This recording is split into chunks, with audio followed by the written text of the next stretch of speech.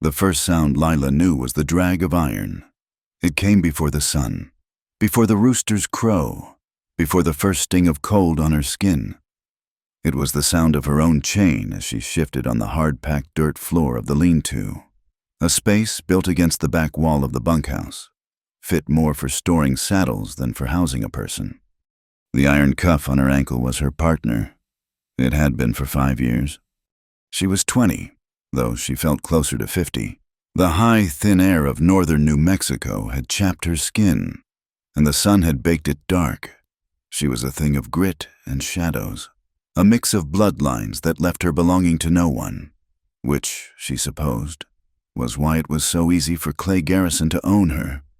By day, she was permitted the length of a working chain, a 10-foot measure of metal that allowed her to haul water from the well, scrub the adobe floors of Garrison's main house, and empty his chamber pot.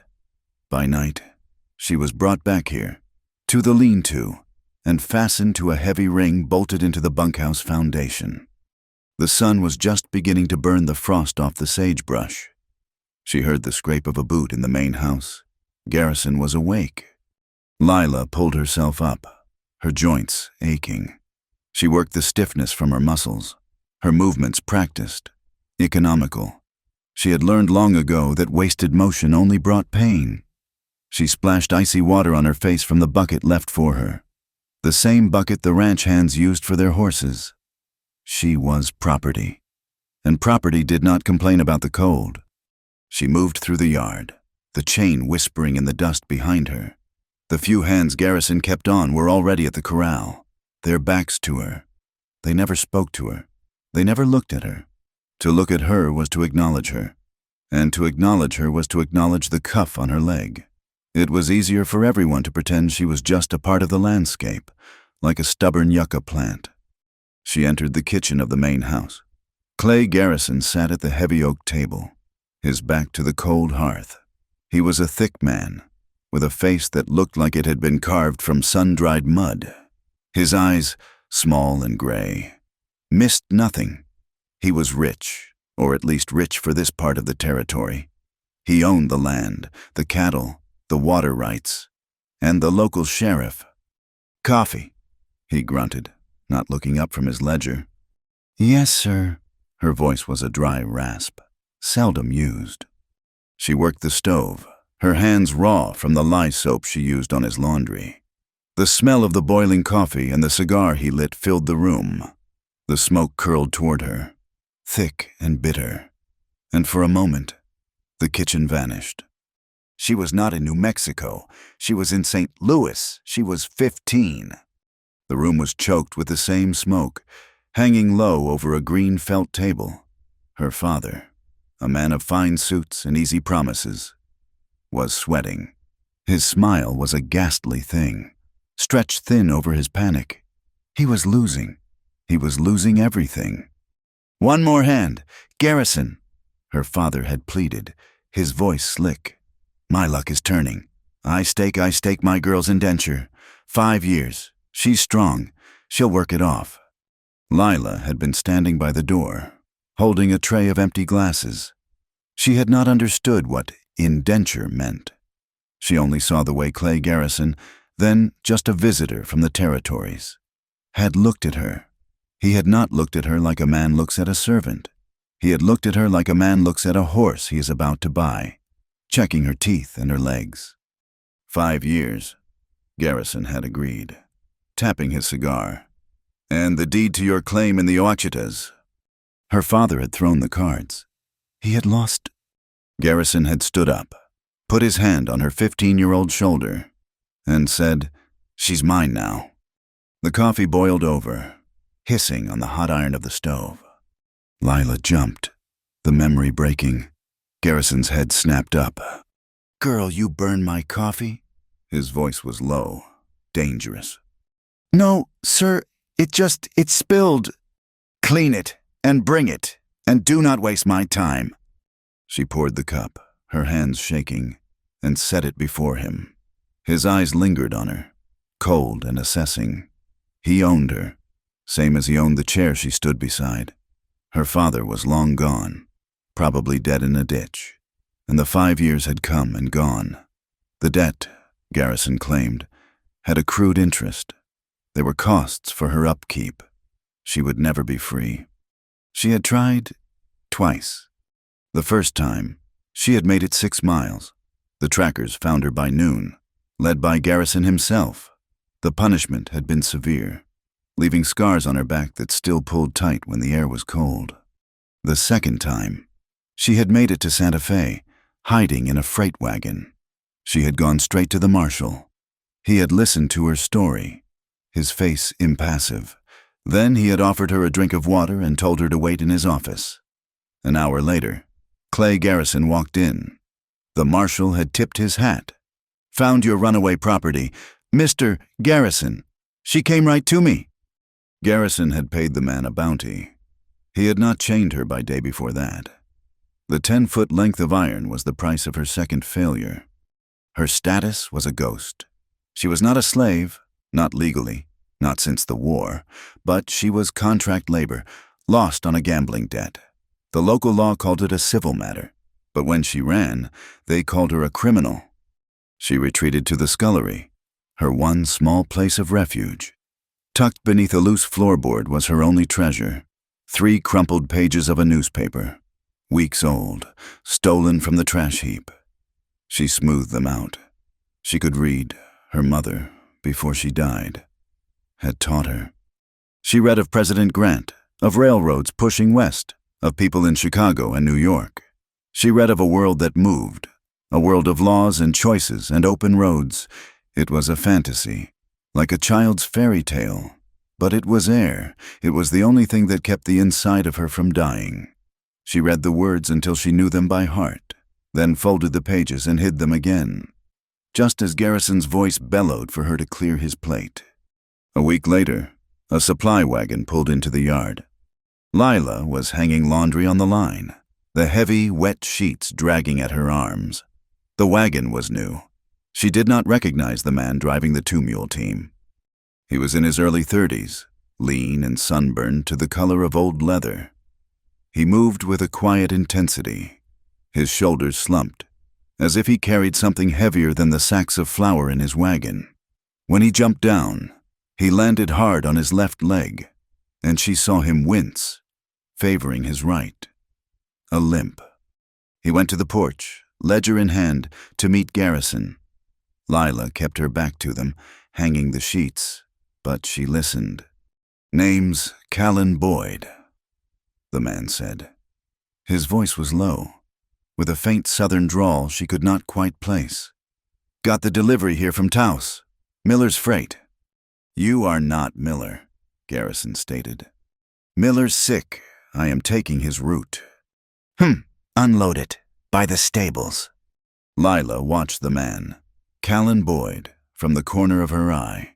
He worked steadily, hauling the heavy sacks. He never looked at her.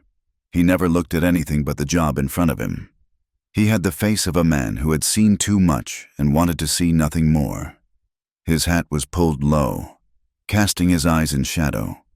When he was done, he watered his mules, took the payment from Garrison, and prepared to leave. He was hitching his team when Garrison shouted at her, "Girl, you missed a spot on my boots!"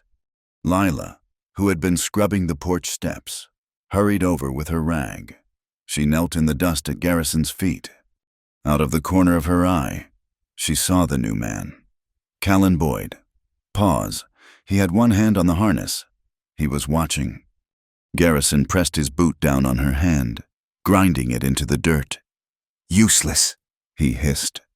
Lila bit her lip against the pain and did not make a sound. Callan Boyd turned away. He finished his harness, climbed onto the wagon seat, and snapped the reins. The wagon rattled out of the yard, leaving her in the dust at her master's feet. That night, the cold was sharp. It bit through her thin blanket. She was chained in the lean-to, the iron cuff radiating the chill deep into her bones. She was trying to curl into herself, to find some pocket of warmth, when she heard the crunch of a boot on gravel. It was not Garrison. His step was heavy, arrogant. This was lighter, cautious. A shadow fell across the opening of her shelter. A man stood there, a silhouette against the stars. He struck a match, and the tiny flare of light illuminated his face. It was the new man, Callan Boyd. He had come back. He held the match up, his eyes dark and unreadable. Found her. They traveled from her face, down her arm, to the chain that ran from her ankle to the bolt in the wall. He did not move. He just stared. The match burned down, stinging his fingers, but he did not seem to notice. Lila stared back. She felt no fear. She felt nothing. She was a curiosity, a chained animal for him to look at. His gaze lifted. Meeting her eyes, she saw him swallow. There was something broken in his face, something that resonated with the emptiness in her. He saw the haunted places in her, and she saw them in him. He dropped the match, plunging them back into darkness. He took a drag from the cigarette he had lit, the orange ember glowing. He stood there for a full minute, the only sound the faint hiss of his smoke and the distant cry of a coyote. Then, without a word, he turned and walked away. His limp was more pronounced in the quiet. The next morning, he was gone. Lila told herself it meant nothing. He was just another man passing through, disturbed for a moment by something ugly, before returning to his own life. But when she served Garrison his breakfast, she could not stop her hands from shaking. "Sloppy!" Garrison snapped as a drop of coffee splashed onto the table. "You are getting sloppy, girl." He stood up, and for a moment, she thought he would strike her. But the wagon was still there. Callan Boyd was hitching his mules, his back to the house. Garrison must have seen the wagon, too. He just glared at her. "Clean it up and stay out of my sight." Lila hurried back to the scullery, her heart hammering. She watched through the small, greasy window as Callan Boyd finished his work. He was leaving. He was just like the marshal, just like everyone. He saw, and he did nothing. He climbed onto the wagon seat. He looked at the main house. His eyes seemed to bore right through the adobe, right into the scullery where she hid. He held the reins, unmoving, for a long time. Garrison came out onto the porch, stretching. "You leaving or taking root, Boyd?" Callan Boyd looked at Garrison. He said nothing. He snapped the reins, and the wagon pulled away. Lila let out a breath she did not know she was holding. The small, stupid spark of hope that had lit in her chest died. She was alone. She would always be alone. She went back to work. She scrubbed. She hauled. She mended. The day passed, as did the next. The rhythm of her servitude returned. The memory of the man with the haunted eyes began to fade. Just another ghost in a life full of them. A week passed. It was late afternoon. The sun was a hammer, beating the dust of the yard into a fine, hot powder. Lila was outside, feeding the chickens, the chain dragging a line behind her. Garrison was in the yard, shouting. He had been drinking. He was shouting about the horses, about the feed, about the dust. He was shouting, really, because he was Clay Garrison, and the world was his to shout at. "You!" he roared, spotting her. "You missed the trough. You are trying to starve my stock." "No, sir, I filled it this morning." "It is half empty. Are you calling me a liar?" He grabbed her by the arm, his fingers digging in like talons. He raised his other hand to strike her. "Let her go." The voice was not loud. It was flat, deadly. Garrison froze. Lila froze. Callan Boyd stood 10 yards away. He was not in a wagon. He was on foot, having left his horse tied at the gate. His duster was pulled back, and his hand was resting on the butt of his revolver. His limp was gone. He stood perfectly still. "What did you say?" Garrison asked, his hand still on Lila's arm. "I said," Callan repeated, his voice just as quiet. "Let her go." Garrison laughed, a short, ugly bark. "This is my property. Cowboy. You're trespassing. Get on, before I have you whipped." "She is not property." "The hell she ain't. I got the paper. Now, you get—" Garrison turned back to Lila, dismissing the man. I'll deal with you. It was not a duel. There was no warning. Callan Boyd's hand moved. It was a blur, a snake striking. The revolver was in his hand, and the world exploded in a single, deafening crash. Garrison's body jerked. He looked down, confused, at the dark, spreading stain on his chest. His hand loosened on Lila's arm. He tried to speak, but only a wet gurgle came out. He pitched forward, landing face first in the dust he owned. Lila was paralyzed. She could not breathe. The silence that rushed in after the gunshot was total. The chickens scattered. The world had stopped. Callan Boyd did not look at the body. He looked at Lila. His face was pale beneath the sunburn, his eyes wide, as if he were surprised by his own actions. He was breathing hard. Slowly, he holstered his revolver. He walked forward, his limp returning, stepping over Garrison's outstretched arm. He knelt by the dead man and, with methodical calm, reached into Garrison's pocket. He pulled out a heavy ring of iron keys. He stood up and walked to Lila. She flinched, pressing herself back against the chicken coop. This was a nightmare. This man had just killed her master. He would kill her next. He stopped in front of her. He did not touch her. He just looked at the heavy cuff on her ankle and the chain leading away. He sorted through the keys, found the one he wanted, and knelt in the dust at her feet. Lila trembled, watching as this stranger, this killer, fumbled with the lock. His hands were shaking. The lock was stiff with rust. He grunted, putting his strength into it. There was a loud, grating click. The iron cuff sprang open. Lila stared at her ankle, at the raw, pale skin beneath where the iron had been. She felt the sudden, shocking lightness. She was untethered. She looked up at Callan Boyd. He was standing now, pocketing the keys.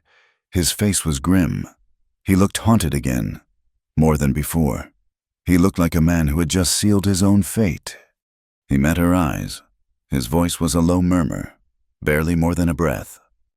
"Come with me." The word was an invitation, not a command. Come with me.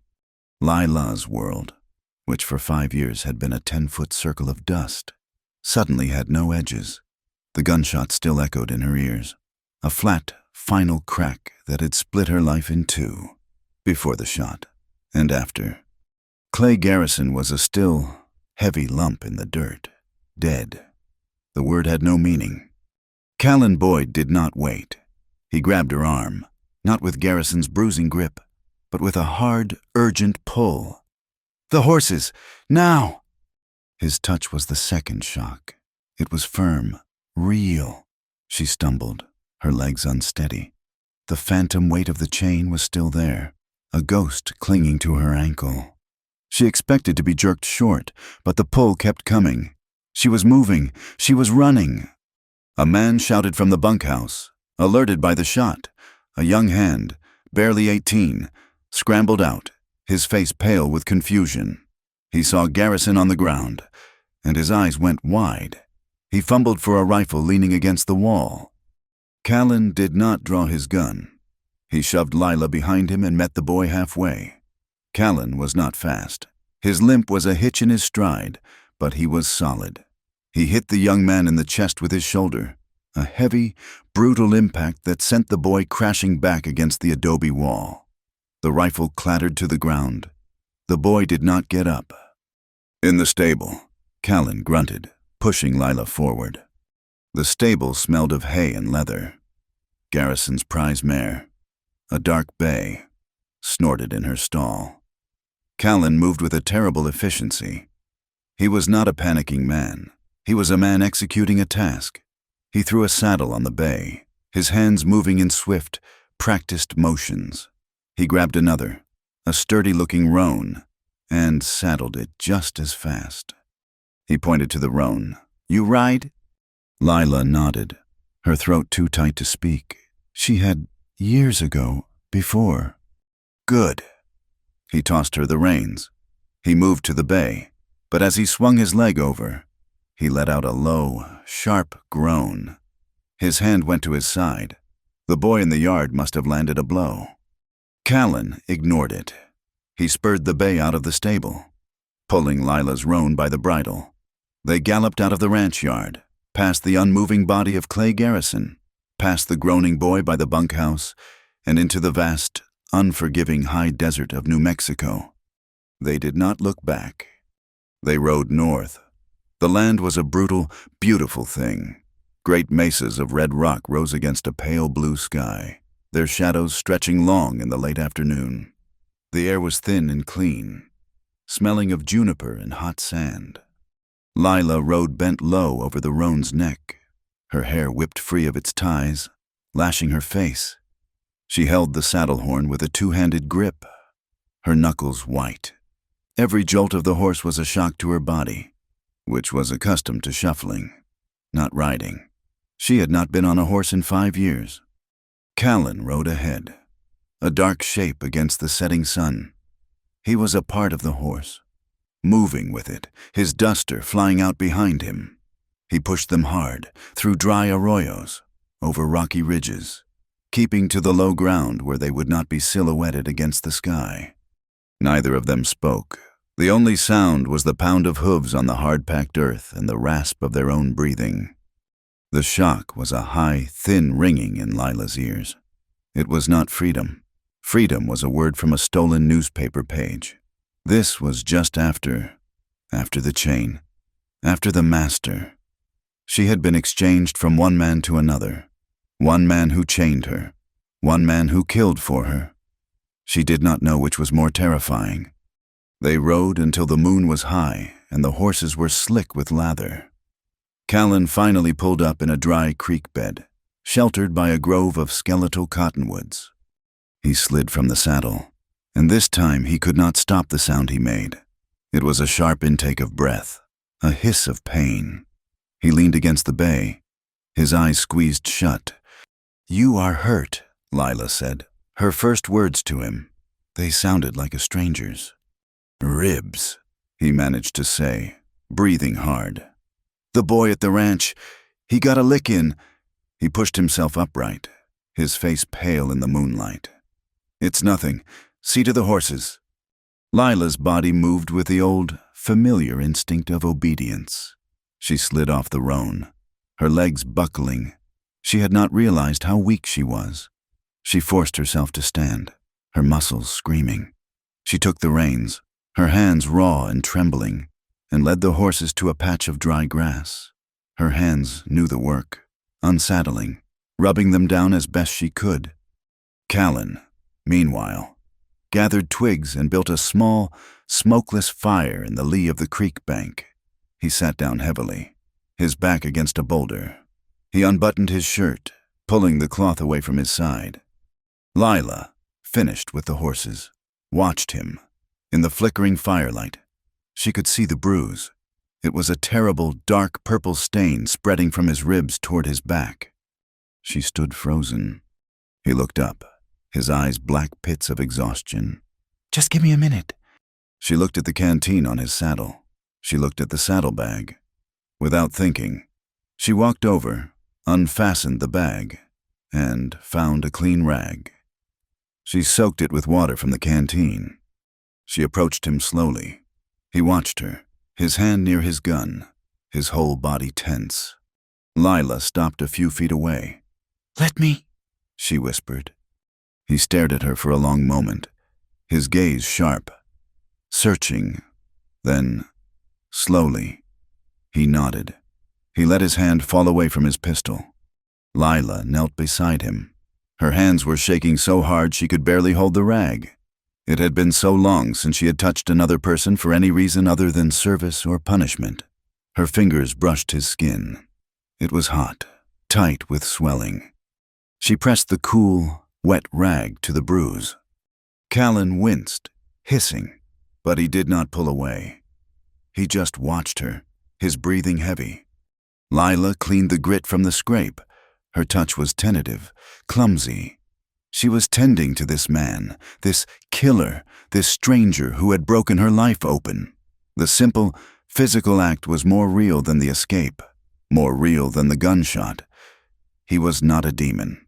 He was just a man, made of flesh and blood, and he was hurt. When she finished, she pulled back. The silence rushed in, heavier than before. "Why?" she asked, the word tearing from her dry throat. "Why did you do it?" Callan looked away. Staring into the small fire, he pulled his shirt closed. He was a man who needed killing. He would have killed you. Maybe. He leaned his head back against the rock, the shadow from his hat covering his eyes. "Does not matter. We head north, out of this territory, into Colorado, maybe Wyoming, just north." He offered no other explanation. He unfastened his bedroll, shook it out, and laid it near the fire. He motioned to it. "You sleep. I'll take the first watch." Lila looked at the bedroll. It was thick, warm. She looked at her own bare ankle. She was used to sleeping on hard-packed dirt, the iron cuff a cold, familiar weight. She did not move. Callan sighed. He untied his second, smaller bedroll and tossed it to her. "Take that one. It's colder, but it'll do." Lila wrapped herself in the blanket, but she did not lie down. She sat with her knees drawn to her chest, watching him. He sat across the fire, his rifle across his knees, staring into the darkness. She could not sleep. Every sound in the desert, the skitter of a lizard, the distant cry of a coyote, made her jump. The night was too big. The air was too open. She felt naked, exposed. The absence of the chain was an itch, a wrongness. And she was afraid of him. He was her savior, but he was also a man who had shot another man in the chest without a word. He had killed. What else was he capable of? What did he want from her? Garrison had owned her body for a debt. What was the price for this? Hours later, Callan shifted. He stood up, wincing, and walked over to check the horses. When he walked back, he saw her, still awake, her eyes wide and dark, watching him. He stopped. "You got to sleep, girl. We ride hard tomorrow." He took a step toward her, perhaps to adjust her blanket. Lila flinched. It was not a thought. It was a reflex, burned into her by 5 years of pain. She made a small, choked sound and pulled herself into a tight ball, her hands coming up to shield her face. Callan froze. He stopped dead, 3 feet away. The moonlight fell on his face, and Lila saw his expression. It was not anger. It was not frustration. It was a deep, terrible, familiar pain. He looked at her as if she had just slapped him. He slowly raised his hands, palms out, as if showing he was unarmed. "I won't," he said, his voice quiet, rough. "I am not him. I will not touch you." He backed away slowly. He grabbed his own bedroll from beside the fire and carried it to the far side of the creek bed, a good 20 yards away, leaving her with the fire. "I'll sleep here," he said, his voice flat. "You are safe." Lila watched him settle into the darkness. She did not feel safe, but the fear had changed. It was no longer just of him. It was of everything. She was alone, in the dark, with a killer who had just promised not to hurt her. Over the next few days, the silence between them began to change. It thawed, like ice on a high-country pond. It was no longer the brittle silence of shock. It became a shared space. They rode. They made cold camps. Callan hunted, snaring 2 rabbits, which they roasted over a tiny fire. He handed her a piece, and she took it. It was the first food she had eaten that had not been given to her as a command. She began to speak, her voice rusty. "Water's low. The roan is favoring his left foreleg." He would just nod. "We'll find water. I'll check him." One evening, they were camped in a high-walled canyon. Lila was rubbing her ankle, where the skin was still raw and chafed. "It still feels strange," she said, mostly to herself. Callan looked up from the gun he was cleaning. "The cuff." "Yes, like it's still there." She looked at him, the firelight playing on his hard features. I haven't had a last name in years. My father before Garrison. It was Moreau. Lila Moreau? But Garrison just called me girl. Callan stopped his work. He looked at the fire. Lila Moreau, he said, testing the sound. It's a good name. You should keep it. The next night, she found the courage to ask him a question. His limp was worse. Your leg, was it the war? He nodded, not looking up from mending a rein. Shiloh, piece of shell. You are good with that gun. She said it was not a compliment. It was an observation, a fearful one. He stopped his work. His hands, calloused and scarred, went still. I was a soldier, he said, his voice low. Confederate. Lila absorbed this. She knew little of the war, only that it had been fought over men like Garrison owning people. Callan seemed to hear her unspoken thought. He put the rein down and looked at her, his face a mask of old guilt. After the surrender, I drifted, took what work I could, bounties, tracking. He paused, and the silence stretched. Not just killers, he said, his voice like gravel. I helped catch runaways, indentured labor, apprentices, slaves, back before the end. Lila stared at him. I was good at it, he whispered, his self-loathing a palpable thing. Told myself it was just a job, just retrieving property. I was just like him. Now she understood.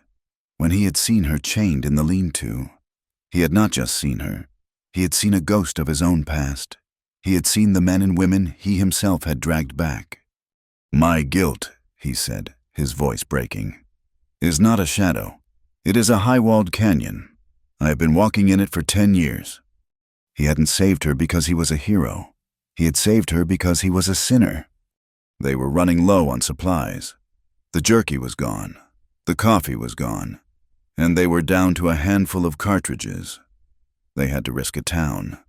They found one tucked into a box canyon, a dusty, sun-baked collection of adobe buildings called Hondo's Crossing.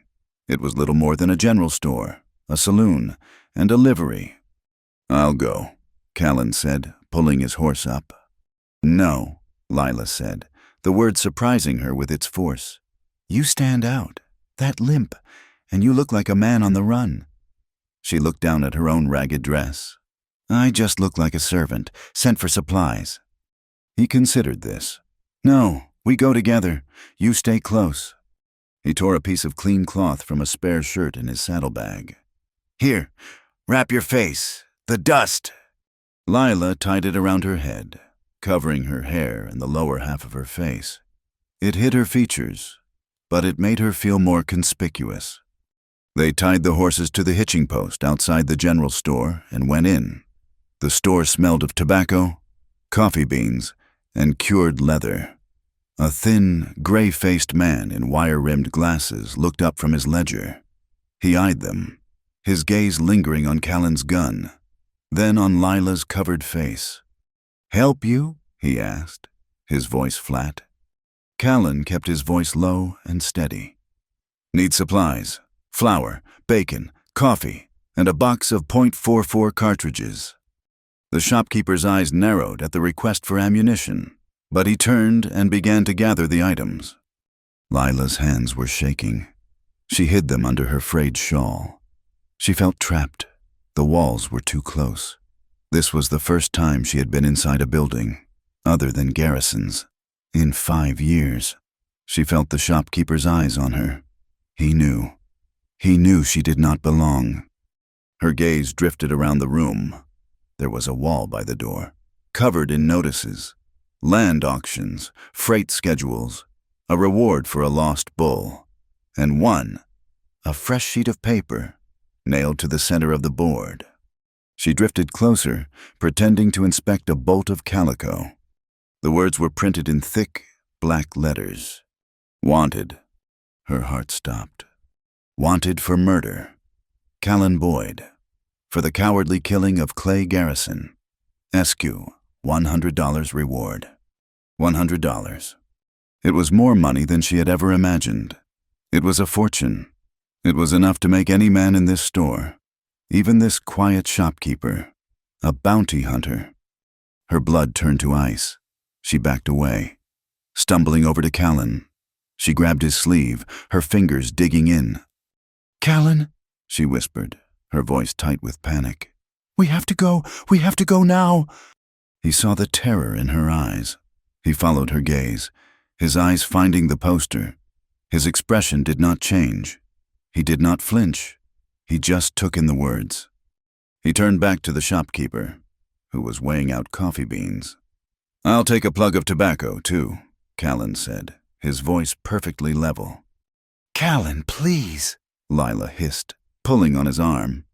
"We run now," he murmured, his back to the shopkeeper. "We prove we are who he says we are. Just stand easy. We are almost done." He was calm, a cold, absolute calm that terrified her even more. The shopkeeper finished bagging the supplies. "That'll be $6.50.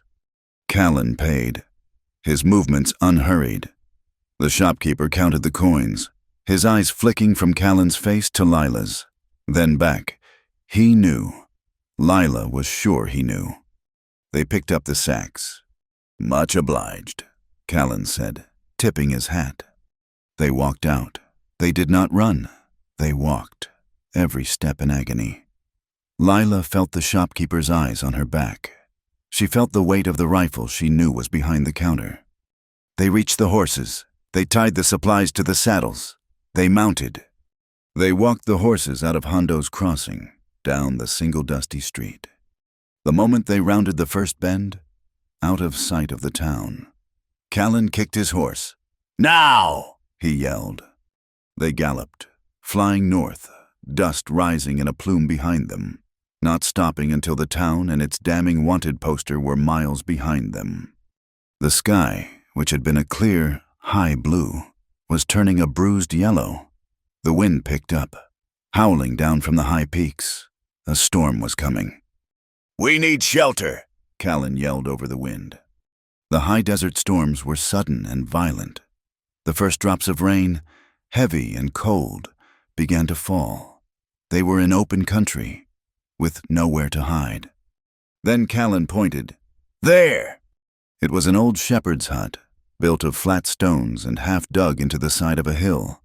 It was barely a ruin, but it had 3 walls and part of a roof. They got the horses into the lee of the hill and scrambled inside just as the sky opened up. It was not rain. It was a deluge. The wind shrieked, and the rain came down in solid, horizontal sheets. They heard a low roar as the dry arroyo below them filled, becoming a raging, muddy river in moments. The hut was tiny. Water streamed through the collapsed part of the roof. They were forced to huddle together in the one dry corner, their backs against the cold, damp stone. They sat shoulder to shoulder, hip to hip. Lila could feel the warmth of Callan's body, the solidness of his arm against hers. It was the closest she had been to him. After that first night, he had been careful to keep his distance. Now, the storm forced them together. She was trembling, but not from fear of him. It was the cold. He shifted, unfastening his bedroll. He shook out the heavy wool blanket and, without a word, draped it over both of them. They sat like that for hours, a small, huddled island of warmth in a world of violent noise and water. Finally, Lila spoke. Her voice was just loud enough to be heard over the lashing rain. $100. Callan nodded in the dark. "It's a lot of money." "That man in the store, he'll tell them. He'll send a telegraph." "I expect so," Callan said. "They'll know we are headed north." Lila was quiet for a moment. She looked at him, though she could barely see his face. "You are wanted," she said, "because of me." "I am wanted because of what I did," he corrected her, his voice rough. I do not know what that feels like," she whispered. "To be wanted." She tested the word. It tasted like ash. To have a price put on your head, to be worth that much to anyone, even if it is just to see you hang. Callan was silent for a long time. The only sound was the storm. "You think that's what it means?" he said, his voice quiet. He turned his head, and she could feel his gaze on her in the darkness. "I've been wanted for a lot of things. Lila, for murder. Now, for desertion. Once, for tracking. But I do not know what it feels like to be wanted the other way. The way that matters." Lila met his gaze. The storm raged around them, but in the tiny, dark hut, there was only this. "Me neither," she whispered. He did not move, but his shoulder, pressed against hers, seemed to settle. They sat there, two people, equally unwanted by the world, finding a strange, fragile comfort as the floodwaters roared past them in the dark. The floodwaters from the storm receded as quickly as they had come, leaving the high desert scrubbed clean and smelling of wet clay and creosote. The water had washed away their tracks, but it had also cost them a day. The shopkeeper in Hondo's crossing would have sent word. They pushed north, leaving the red rock canyons behind. The land began to change, rising in long, painful inclines. The cactus and juniper gave way to piñon pine, then to taller ponderosa. They were climbing, leaving the open desert for the broken, forested country near the Colorado border. The air grew thin and cold. It was harder to breathe, and the nights were sharp with a chill that promised an early autumn. The horses felt it, their breath pluming in the mornings. Callan walked them more often, his limp a steady, rhythmic counterpoint to the climb. His ribs were healing, but the old wound in his leg ached in the high, cold air. Food became their single, driving thought. The supplies from Hondo's crossing were meant for a fast journey, and they were stretching them thin. The land here was different. The rabbits were scarce, the deer too far and too fast. Callan was a soldier, not a mountain man. His traps, set with trembling, half-starved hands, yielded nothing. He had 4 cartridges left in his revolver. He had used one to shoot a large grouse out of a tree, and they had boiled it down to a thin, greasy broth, making it last 3 days. But it was not enough. Lila felt the weakness first. It was not just the hunger. It was the years of thin rations on Garrison's ranch. Her body had no reserves. She had been running on fear, and fear was a fuel that burned fast. It started as a shiver she could not shake, even when the midday sun was warm. Then came the cough, a dry, racking sound that echoed in the quiet pines. "I am all right," she insisted, her voice a rasp. Just tired." Callan looked at her, his face grim. Her skin, usually a warm brown, had a pale, ashen tint. Her eyes were too bright. "We stop," he said. It was not a request. He found a place, a shallow overhang of granite rock. Sheltered from the wind by a thick stand of aspen, it was defensible, and it was hidden. He got her off the roan, and her legs collapsed under her. He caught her, his arms going around her waist. She was terrifyingly light, a bundle of rags and bones. "Callan," she whispered, her teeth chattering. I am so cold." He lowered her to the ground, onto his own bedroll, and covered her with a second blanket. It was not enough. The fever was taking hold, a burning heat that radiated from her skin even as she shivered. "Got to have a fire," he muttered to himself, his face tight with a new kind of fear. A fire meant smoke. Smoke meant they could be seen. He looked at Lila, who had curled into a tight ball, her body racked with tremors.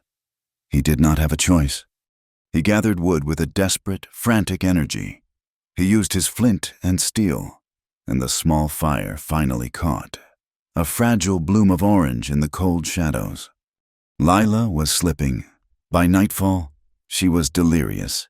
She was back on the ranch, muttering, "Yes, sir, I am cleaning it. I am sorry. Sir, please." Callan knelt beside her, his heart a cold stone in his chest. He had killed a man to free her, only to watch her die of fever in the wilderness. He bathed her face with a rag dipped in their dwindling water supply.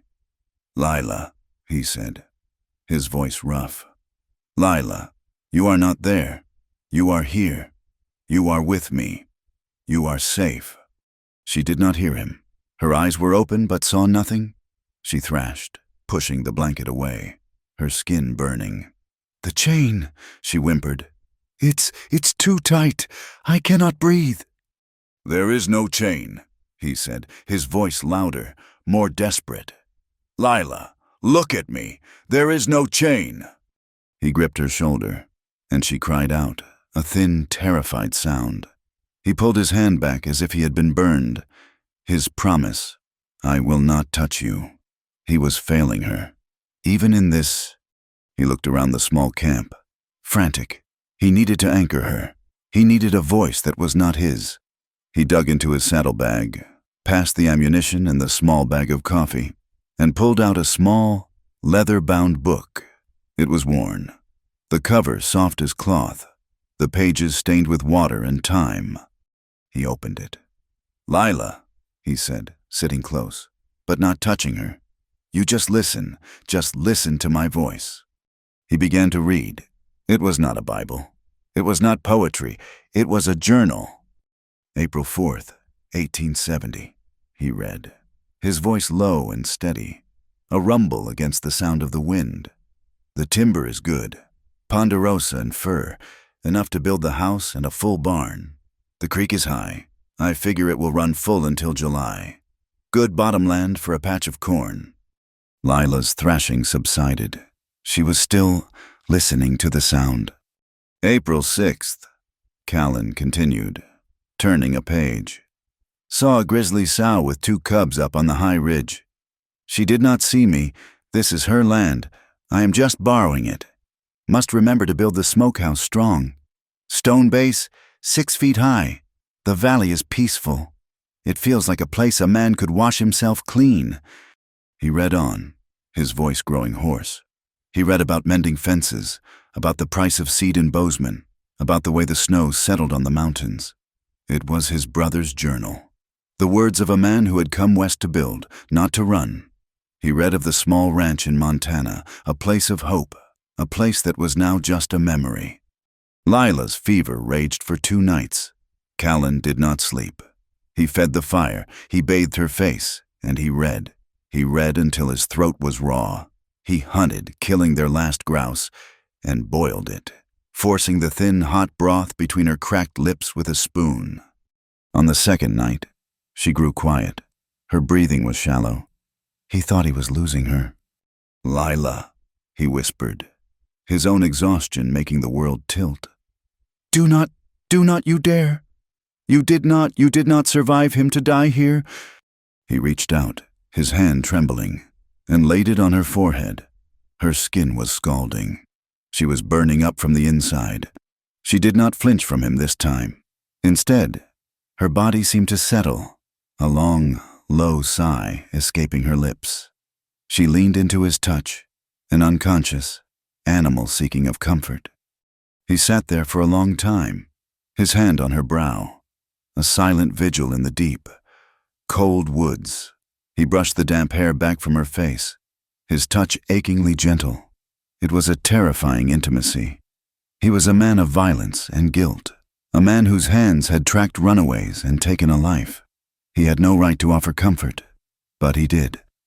When the sun rose on the 3rd day, the fever broke. Lila woke slowly. The first thing she knew was the smell of pine smoke and old leather. The second was a dull ache in all her joints. The third was that she was not cold. She was warm. She opened her eyes. Callan was asleep, sitting upright, his back against the rock wall, his rifle across his lap. His face, in the gray morning light, was carved with exhaustion. He looked older than his 30 years. He looked broken. She stirred, and he was awake instantly. His eyes snapped open, and his hand went to his gun before he even realized where he was.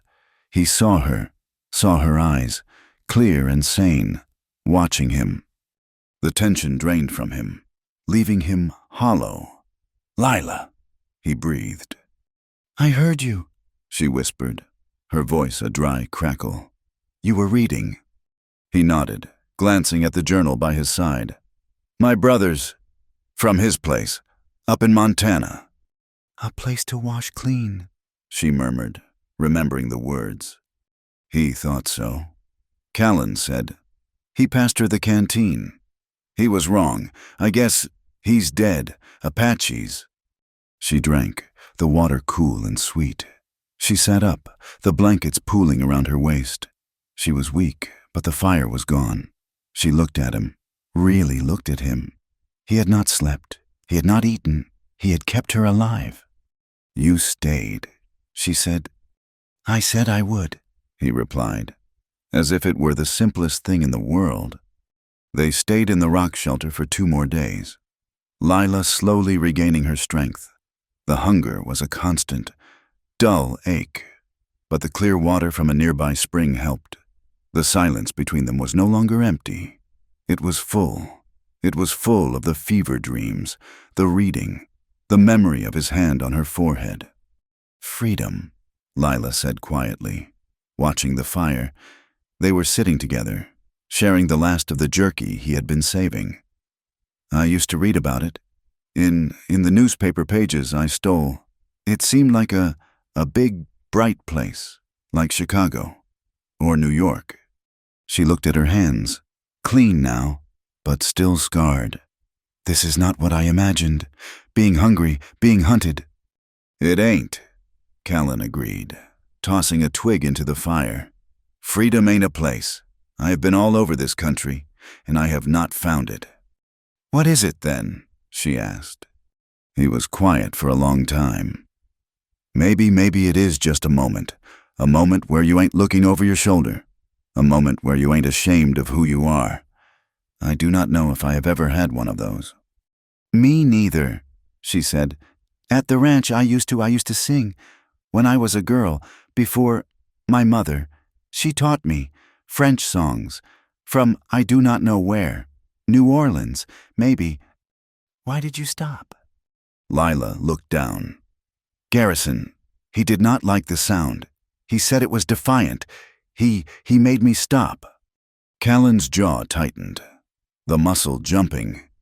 He looked at her, his gaze soft. You should sing again. Lila met his eyes. The fear was gone. Not the fear of the hunt, but the fear of him. It had been burned away with the fever. Maybe someday, she said. It was not a refusal. It was a possibility. It was the first someday she had ever owned. The day came when they had to move. They were out of food. Lila was strong enough to ride. They packed their meager camp. The 2 bedrolls, the empty saddlebags, the journal. They stood by the horses, beneath a tall, scarred pine tree. The air was crisp. Callan handed her the reins to the roan. His fingers brushed hers. It was nothing, a flicker of contact, but they both stopped. They stood, frozen, the reins a bridge between them. The world narrowed to the space of a single breath. He looked at her, his eyes asking a question he did not know how to speak. He saw the girl from the ranch, but he also saw the woman who had fought a fever and won. He saw the ghost of the chain, but he saw the strength that had endured it. Lila looked at him. She saw the killer from the ranch yard, but she also saw the man who had bathed her face, the man who had read to her, the man who had kept his promise. She saw the guilt that drove him, and the honor that was buried beneath it. He took a half-step closer. He was trembling. He was breaking his own promise, his own wall of self-loathing. He was terrified. Lila did not move. She did not breathe.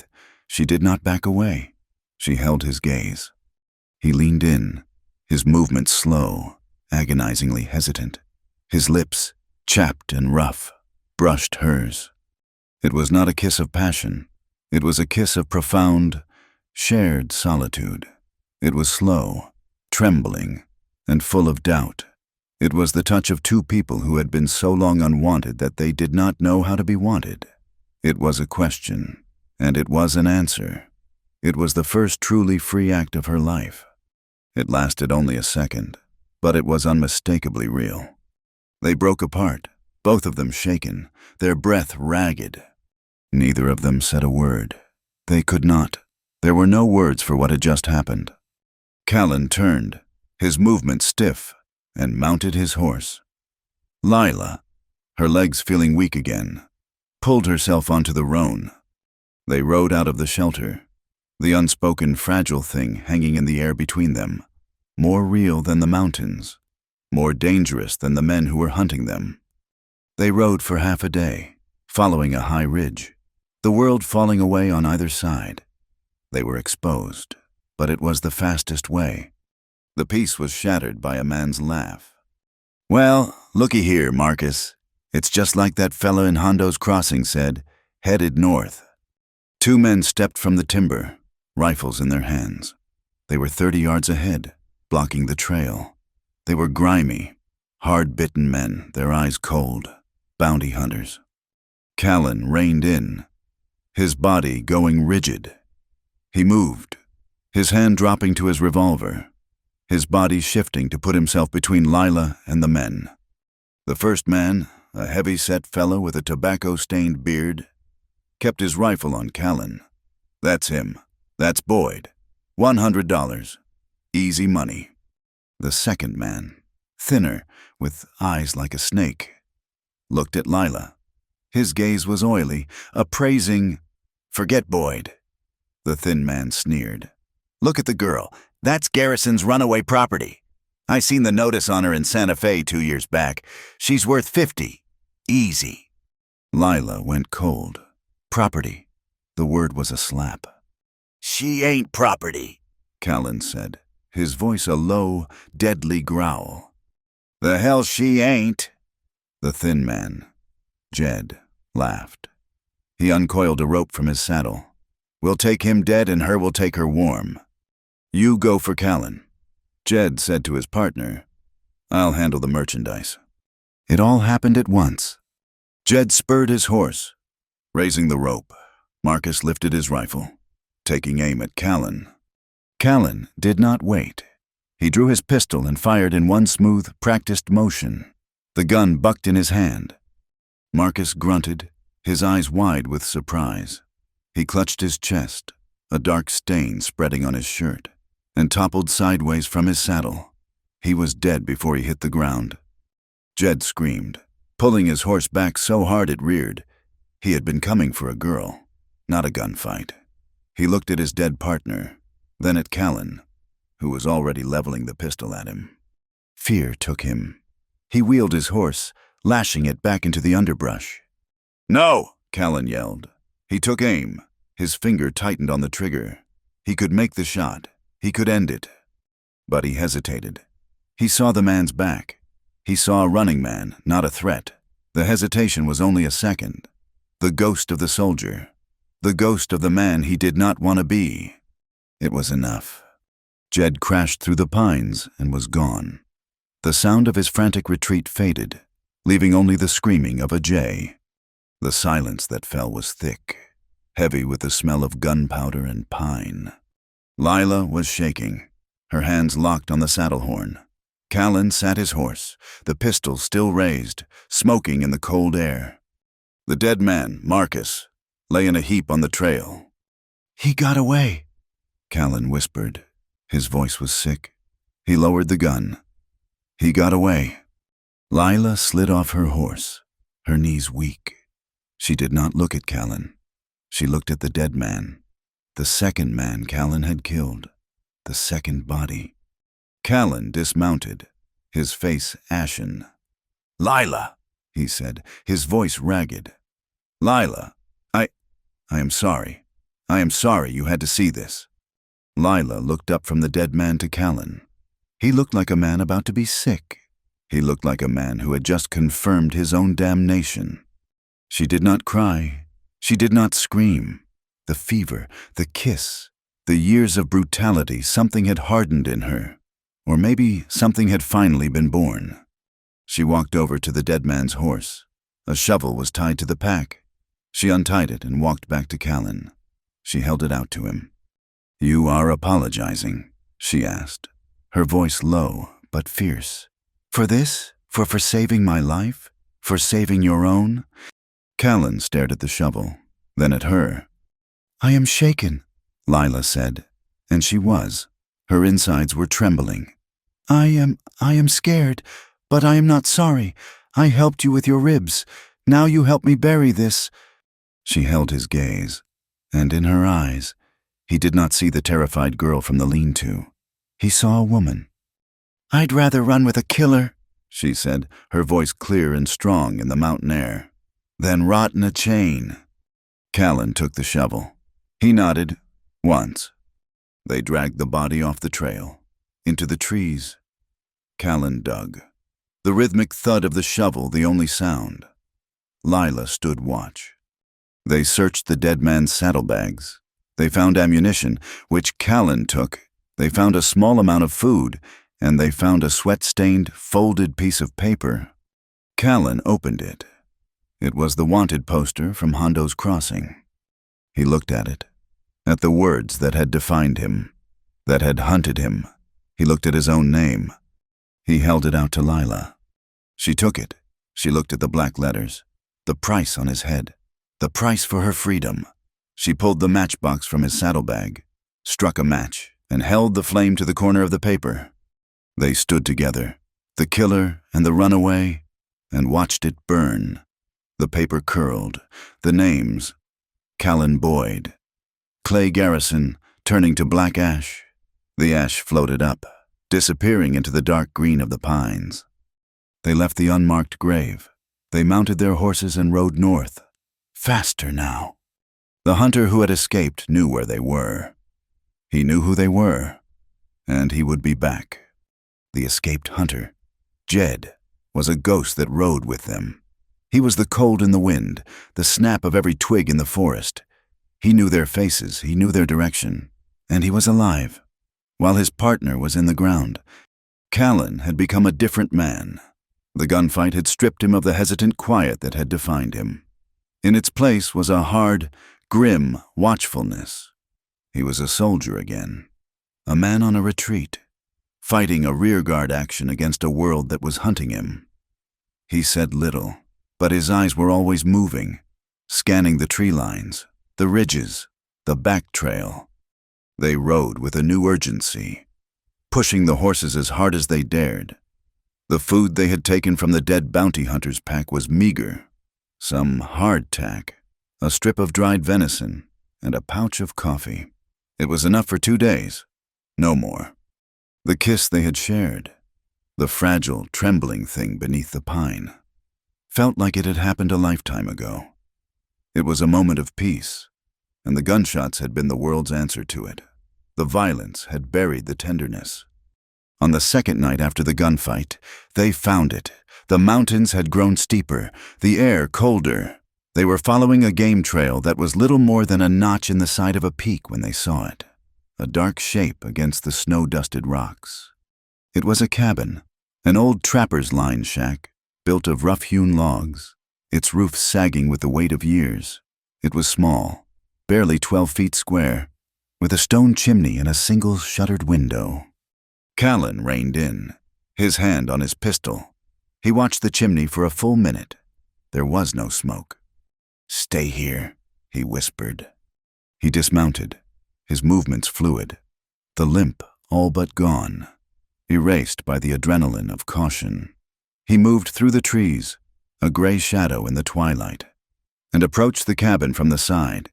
He flattened himself against the log wall, listened, then moved to the door. He kicked it open and was inside, his pistol leading.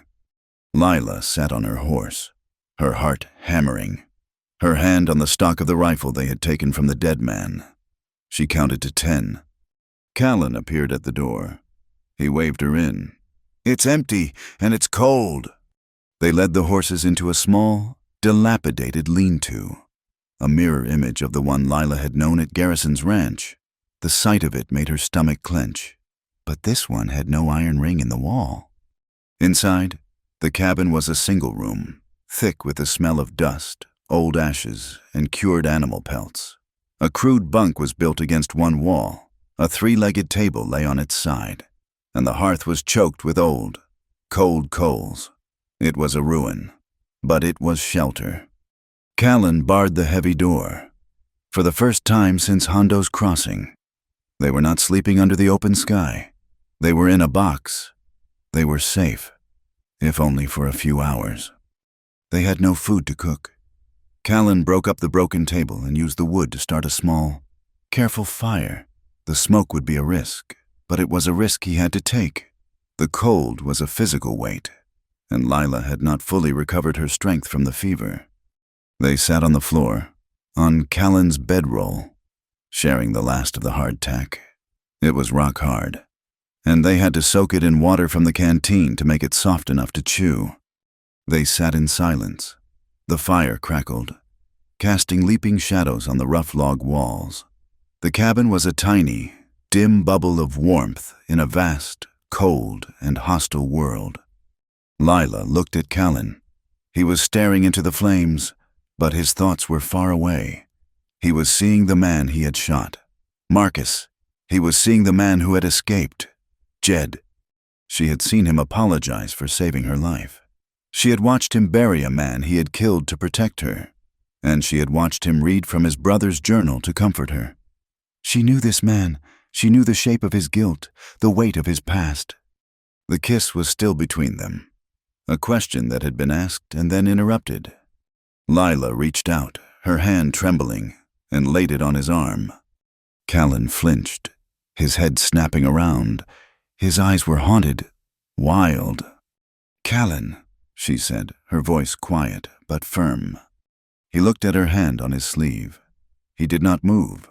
He was stone. He was the man who had promised not to touch her. He was the man who had seen her flinch from him in the dry creek bed. "I am not him," he whispered, his voice ragged. He was not talking about Garrison. He was talking about Jed, the man who had called her merchandise.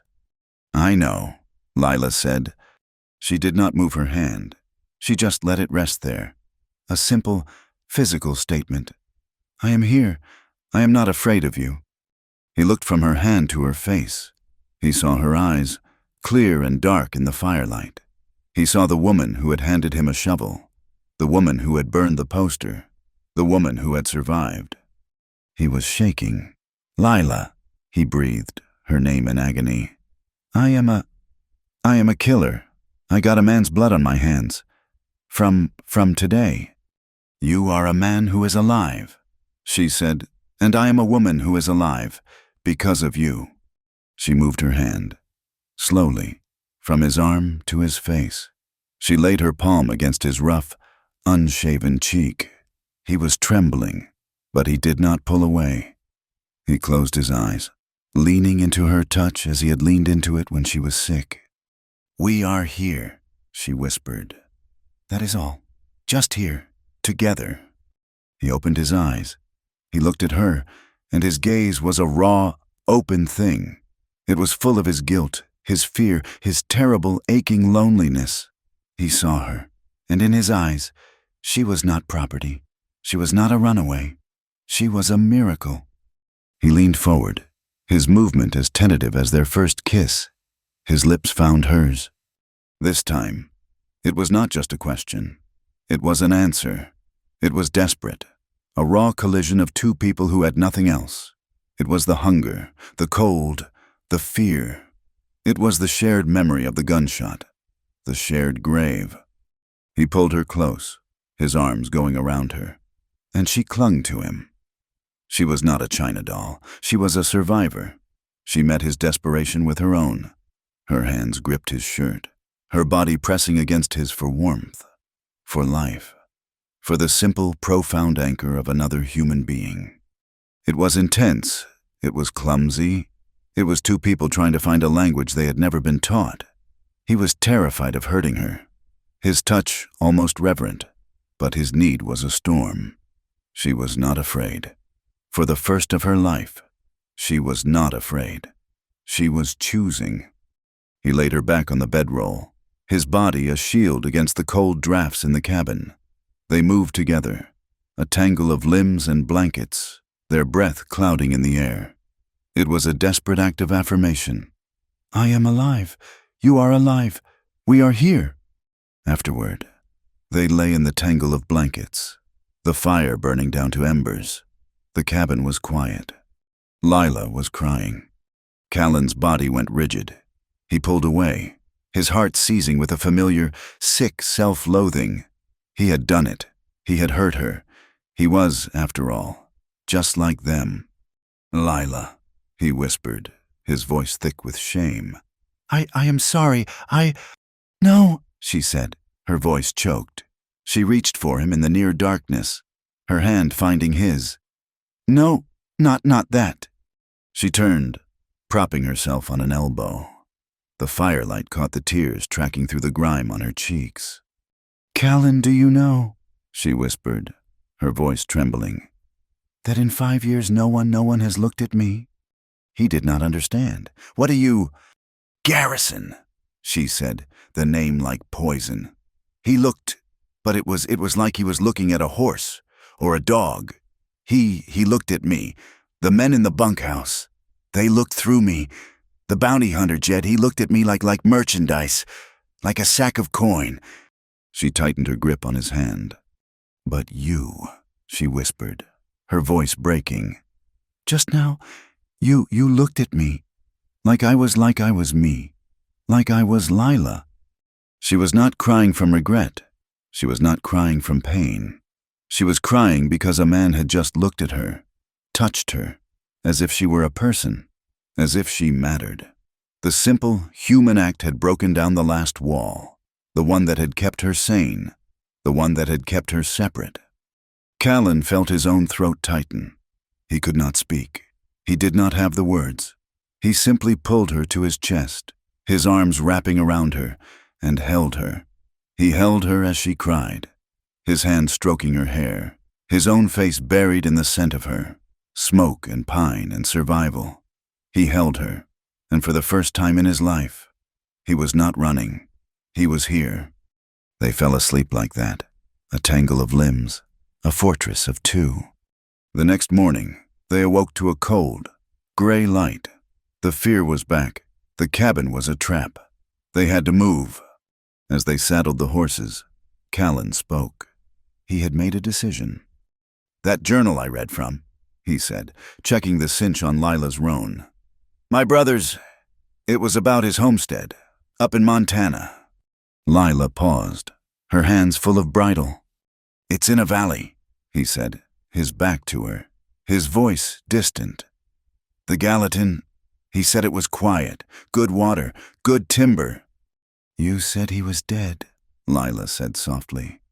"He is Apaches, or maybe Crow. I do not know.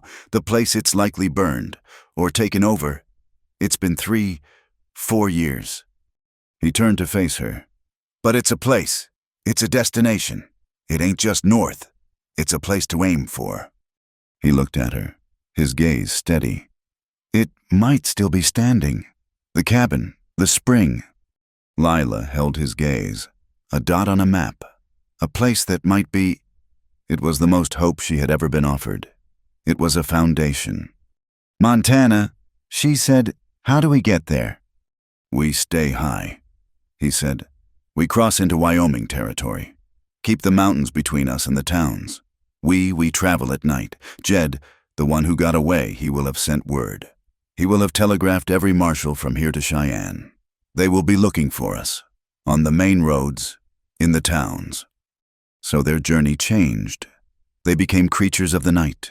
They rode through the high, lonely passes of the Medicine Bow Mountains, their path lit by a sliver of moon.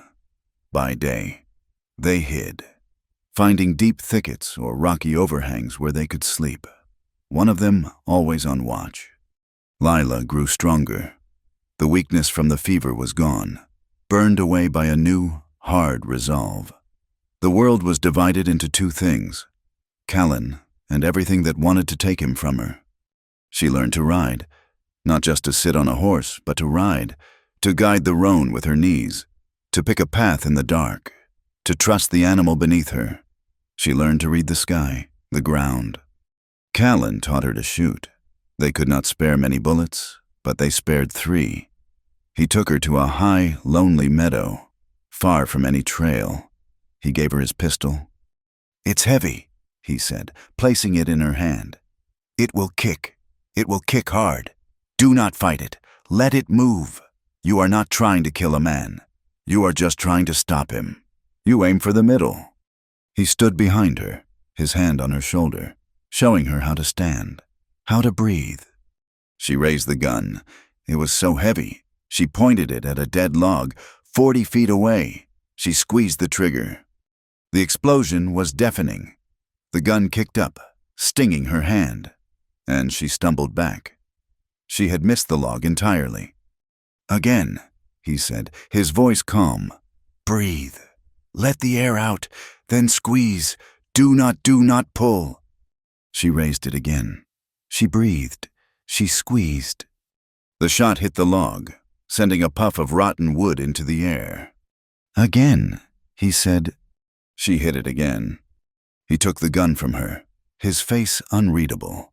"You have 1 bullet left," he said, loading it. "Save it. Do not use it unless I am not there." She nodded. She was a woman who knew how to use a gun. She would never be property again. They rode for weeks. They crossed Wyoming, a vast, empty, wind-scoured land. Their food was gone.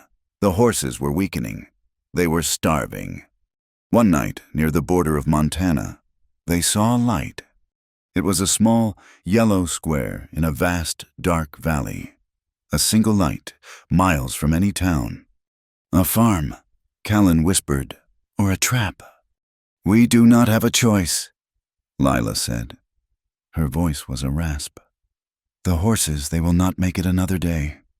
They approached with terrible caution, Callan's rifle in his hands, Lila's hand on the pistol in her belt. It was a farm, a small sod house, dug into the side of a hill, with a low-roofed barn and a small corral. A thin line of smoke rose from a stovepipe chimney.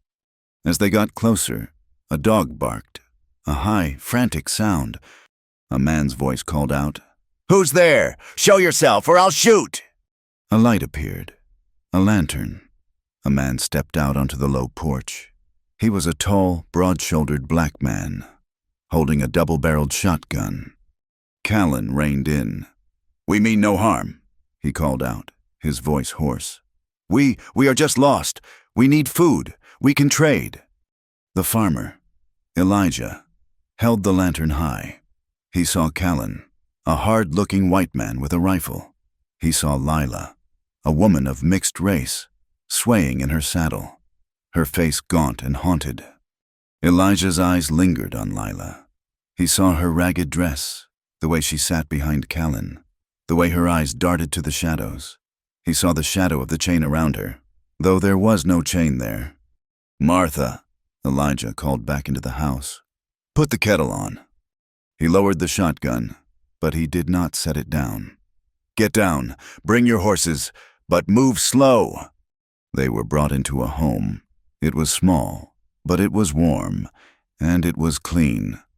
A woman, Martha, Elijah's wife, met them at the door. She was a strong, solid woman with kind, weary eyes. She looked at Lila, and her face softened. "Lord have mercy, child," she whispered. "You are half-starved." They were sat at a table and given a bowl of hot stew. It was thick with potatoes and rabbit. It was the best thing Lila had ever tasted. She ate, her hands shaking, and fought the urge to weep. Elijah sat across from them, his shotgun now leaning against the wall, but close. "You are headed north," he said. It was not a question. "And you are running." Callan nodded, his mouth full of stew. He swallowed. We do not want to bring trouble to your door. Lawmen, they may be looking for us." Elijah looked at Lila. He said to her, not to Callan, "What did you run from, child?" Lila looked up, her spoon halfway to her mouth. A man in New Mexico. He held me on a debt. My father's." "Held you," Elijah said, his voice quiet. He had seen the marks on her ankle when she walked in. "With iron." Lila just nodded, her eyes filling with tears. Elijah looked at Callan. And you? I took her, Callan said. The man Garrison, I shot him. Elijah and Martha exchanged a look. The silence in the room was heavy. Elijah leaned back in his chair. He looked at Callan, then at Lila. You warn us of lawmen, Elijah said, his voice a low rumble. You warn us of trouble, but ain't no law worth respecting if it protects a man who chains a girl like cattle. He stood up. You are safe here tonight. Martha, get them blankets. Your horses are spent. I have a gelding and a mare in the barn. They are fresh. You'll take them in the morning. Later that night, Callan went with Elijah to tend the horses. Lila stayed with Martha by the stove, helping her dry the plates. He is a good man, Martha said, her voice soft, nodding toward the door where Callan had gone. He looks at you like you are the sun and the moon. Lila blushed, a feeling so new she did not recognize it. He saved me. He got you out, Martha said, her hands busy with a rag. But you are the one who has to stay out. Lila looked at her, confused. Martha stopped her work and turned to face her. She reached out and gently touched Lila's ankle, where the scar tissue was a pale, raw ring. The iron is gone. Child, I see that. She then tapped her own temple. But you have to get it out of here. You still flinch when the door opens. You still talk like you are asking permission to breathe. He took the chain off your leg, but you are the only one who can take it off your mind. Martha smiled, a sad, wise smile. You cannot carry those chains forever, Lila, not even when you are free. The next morning, they left. Elijah gave them 2 strong horses, a bay gelding and a dun mare. Martha packed them saddlebags full of food, smoked meat, hard biscuits, dried apples. Callan tried to pay. He offered the last of the money they had taken from Marcus. Elijah pushed his hand away. The Lord provides, he said simply. You just get this girl to safety. That'll be payment enough. Lila hugged Martha, a fierce, sudden embrace that shocked them both. Thank you, Lila whispered. You be free, child, Martha whispered back, inside and out. They rode out of the valley as the sun was rising. They were on fresh horses, with full bellies and food in their packs. It was a new beginning. They rode in silence for a mile, the quiet gratitude a warm, shared blanket. Lila looked at Callan, at his strong back, at the way he sat his horse, his eyes already scanning the horizon, protecting her. She thought about what Martha had said. You are the only one who can take it off your mind. She had been girl. She had been runaway property.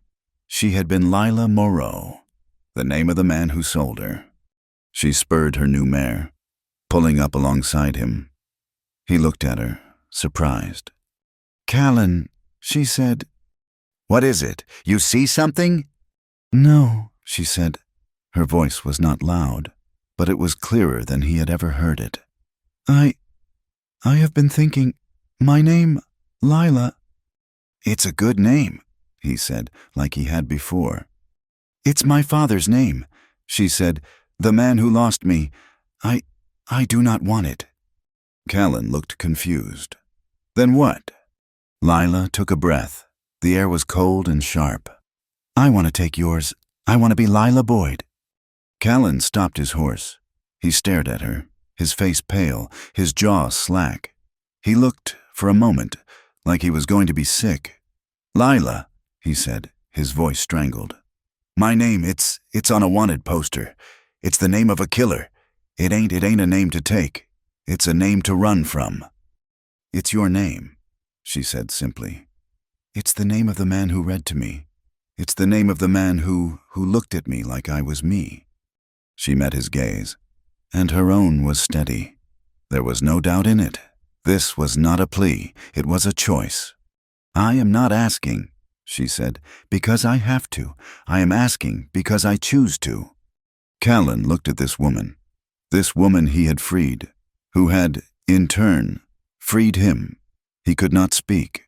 The grace of her words was a heavier weight than all his guilt.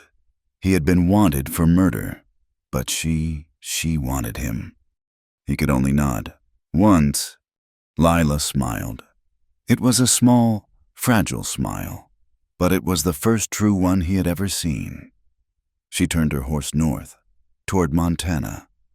"Come on," she said. "Let's go home." Lila Boyd.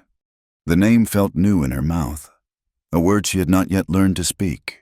It felt like a promise, like a destination. It was the first thing in her life she had truly chosen. They rode with a different kind of hope. It was not the desperate, frantic scrabbling of the first few weeks. It was a solid thing, a quiet purpose. They had fresh horses, given in kindness. They had food in their packs. And they had a destination, the Gallatin Valley, the place where Callan's brother had tried to wash himself clean. They rode north, following the spine of the mountains. And finally, they crossed. There was no sign, no marker. The air just felt different.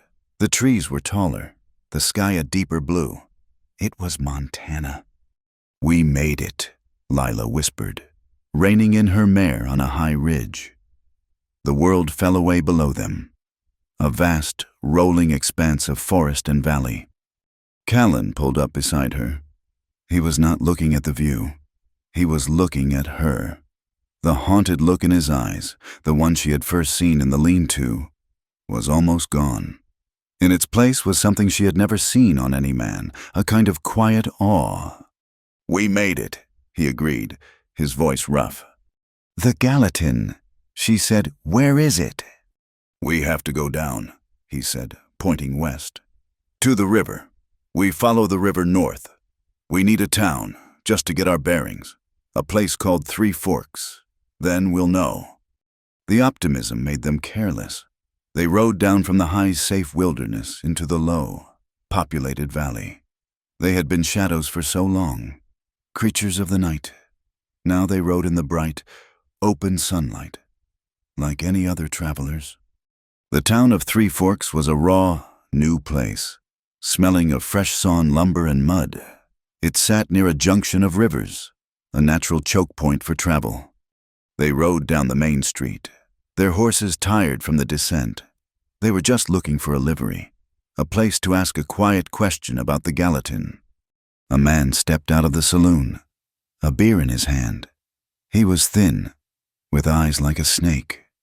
He saw them, and his face, which had been relaxed, froze.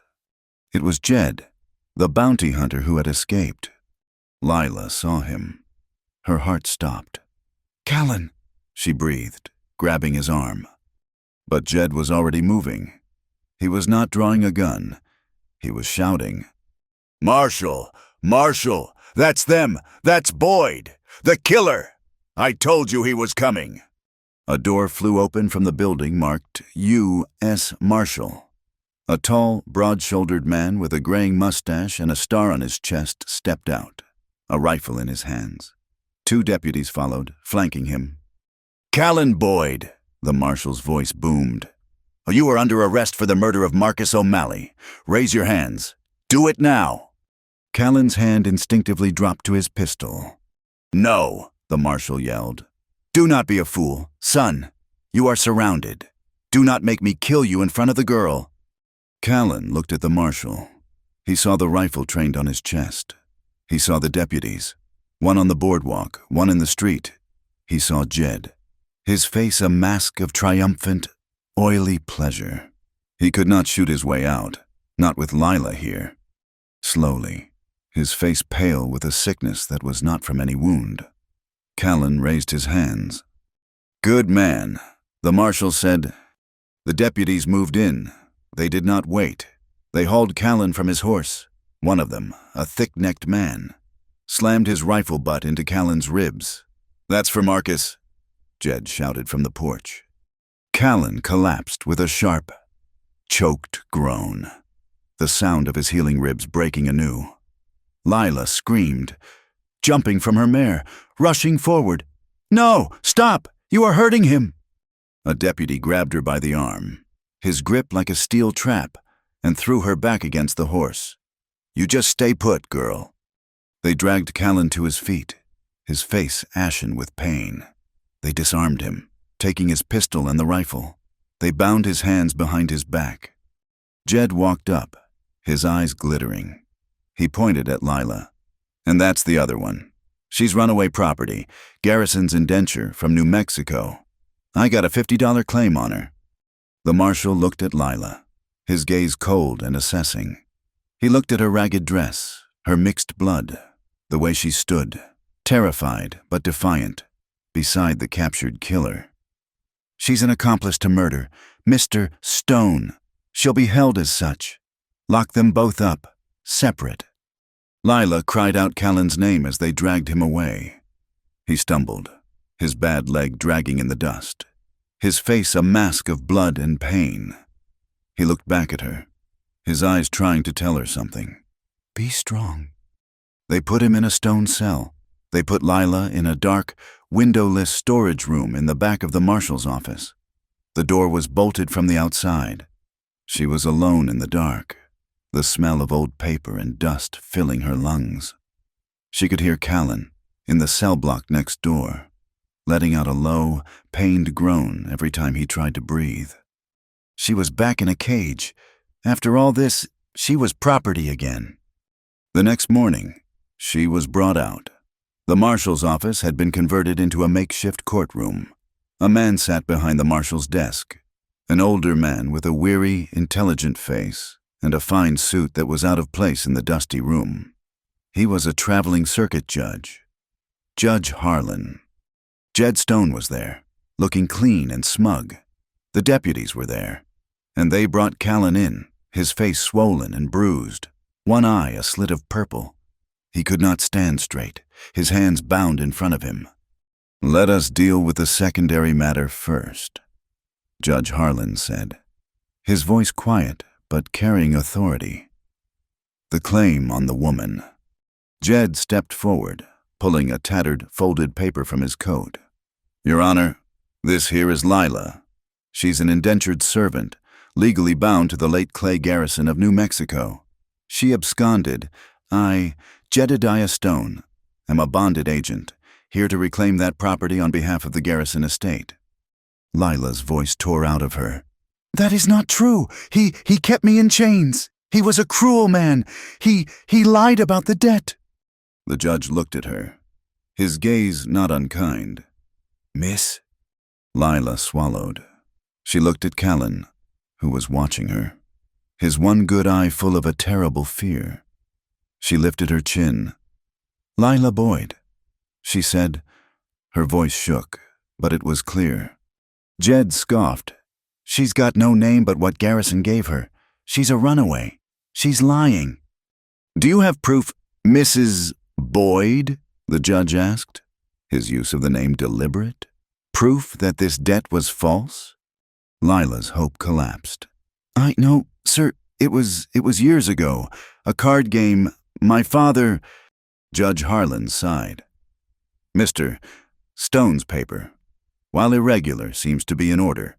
Your status is in question, and it is, I'm afraid, secondary to the matter of the murder of Mr. Marcus O'Malley, of which you are accused as an accessory." "I am not an accessory," Lila cried. "He saved me. Garrison was a monster. Callan saved my life." The room was silent. Callan stared at the floor, his jaw tight. "Ma'am," the judge said, his voice gentle, "this court operates on the law, and the law does not permit a man to act as executioner, no matter the provocation. Mr. Boyd is charged with 2 counts of murder. Mr. Stone is a witness. The case is strong. You will both be held for the U.S. Marshal, who will transport you to Helena for trial, and, I expect, for hanging." Lila was taken back to the storage room, the world collapsing around her. Callan's life for hers. He would hang, and she would be given to Jed Stone. She would be property again. The thought was worse than death. That evening, the bolt on her door slid back. It was Judge Harlan. He was alone, holding a lantern. "Child," he said, his voice low. He shut the door behind him. "I am a man of the law. But I am not a blind man. I saw your ankle when you were brought in. I see thee the shadow of the iron. I saw the look in that man-stone's eyes." "It is true," Lila whispered, tears cutting paths in the grime on her face. "Everything I said. He chained me like an animal." "I believe you," the judge said, his voice heavy. "But my hands are tied. The law, in its wisdom, protects property, and Mr. Stone has a claim." He stepped closer. "But there may be a path, if Mr. Boyd were to cooperate." Lila looked up, her heart stopping.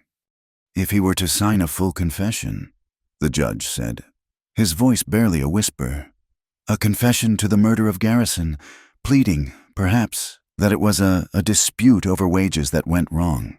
And if he attests, in that confession, that you were his captive, that you had no choice but to go with him."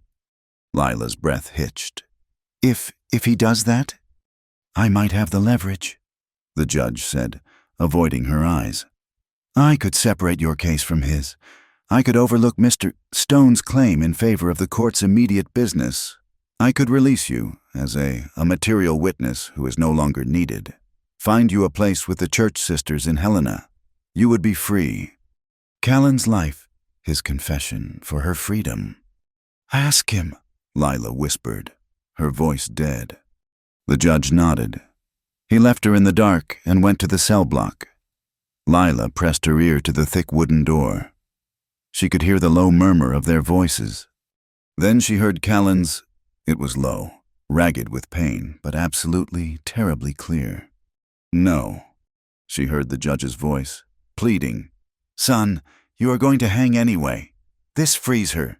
It gives her a life." "You think I do not know that?" Callan's voice was rougher now. "You think Stone is just going to let her walk away? He called her merchandise. He will be waiting for her the second she's out of your sight. You are not freeing her. You are just making it easier for him to get her. I will not do it." There was a pause. "And I will not," Callan said, his voice dropping. "I will not sign a paper that says she was my captive. She is not. She is my wife." Lila's hand flew to her mouth, a sob tearing through her. "She's Lila Boyd," Callan said, his voice breaking with pain and effort. "And I will not buy her freedom by staining her name, or by lying." "You are a damned fool, Mr. Boyd." The judge's voice was weary. "I have been a lot of things," Callan said, "a soldier, a tracker, a killer. But I will not be that, not today." The judge came back. He opened her door, his face full of a sad, profound respect. He refused. Lila nodded, tears streaming down her face. "I know." He left her, bolting the door. Lila was alone in the dark, but she was not beaten. She was the woman who had burned the poster. She was the woman who had survived the fever. She was Lila Boyd. Martha's words came back to her. "You are the only one who can take it off your mind." She had to act. She looked around her cell. She thought, Jed Stone, his papers, his claim. He was a bounty hunter. He would have his warrants, his receipts. Where were they? She waited. Hours passed. The town grew quiet. She heard the marshal's office. The voices. Jed Stone was there. He was drunk. "Marshal," Jed's voice slurred. I just want to make sure my property is secure. I'll be taking her back to New Mexico, just as soon as the judge signs the transfer." "She's secure, Stone." The marshal's voice was tired. "Now get out! I'm working!" "One more thing," Jed said. I'm putting in a claim for my expenses, and I'll need you to hold my satchel. Don't trust the hotel. My warrants are in there. The claim on the girl, my partner's effects. I'll pick it up in the morning, before court." Lila heard a heavy thud as he dropped a leather bag on a desk. "Fine," the marshal grunted. "It will be here." Jed left, humming, heading back to the saloon. Lila's heart was a drum. The satchel. It was right there, just on the other side of the door. She waited. An hour, 2.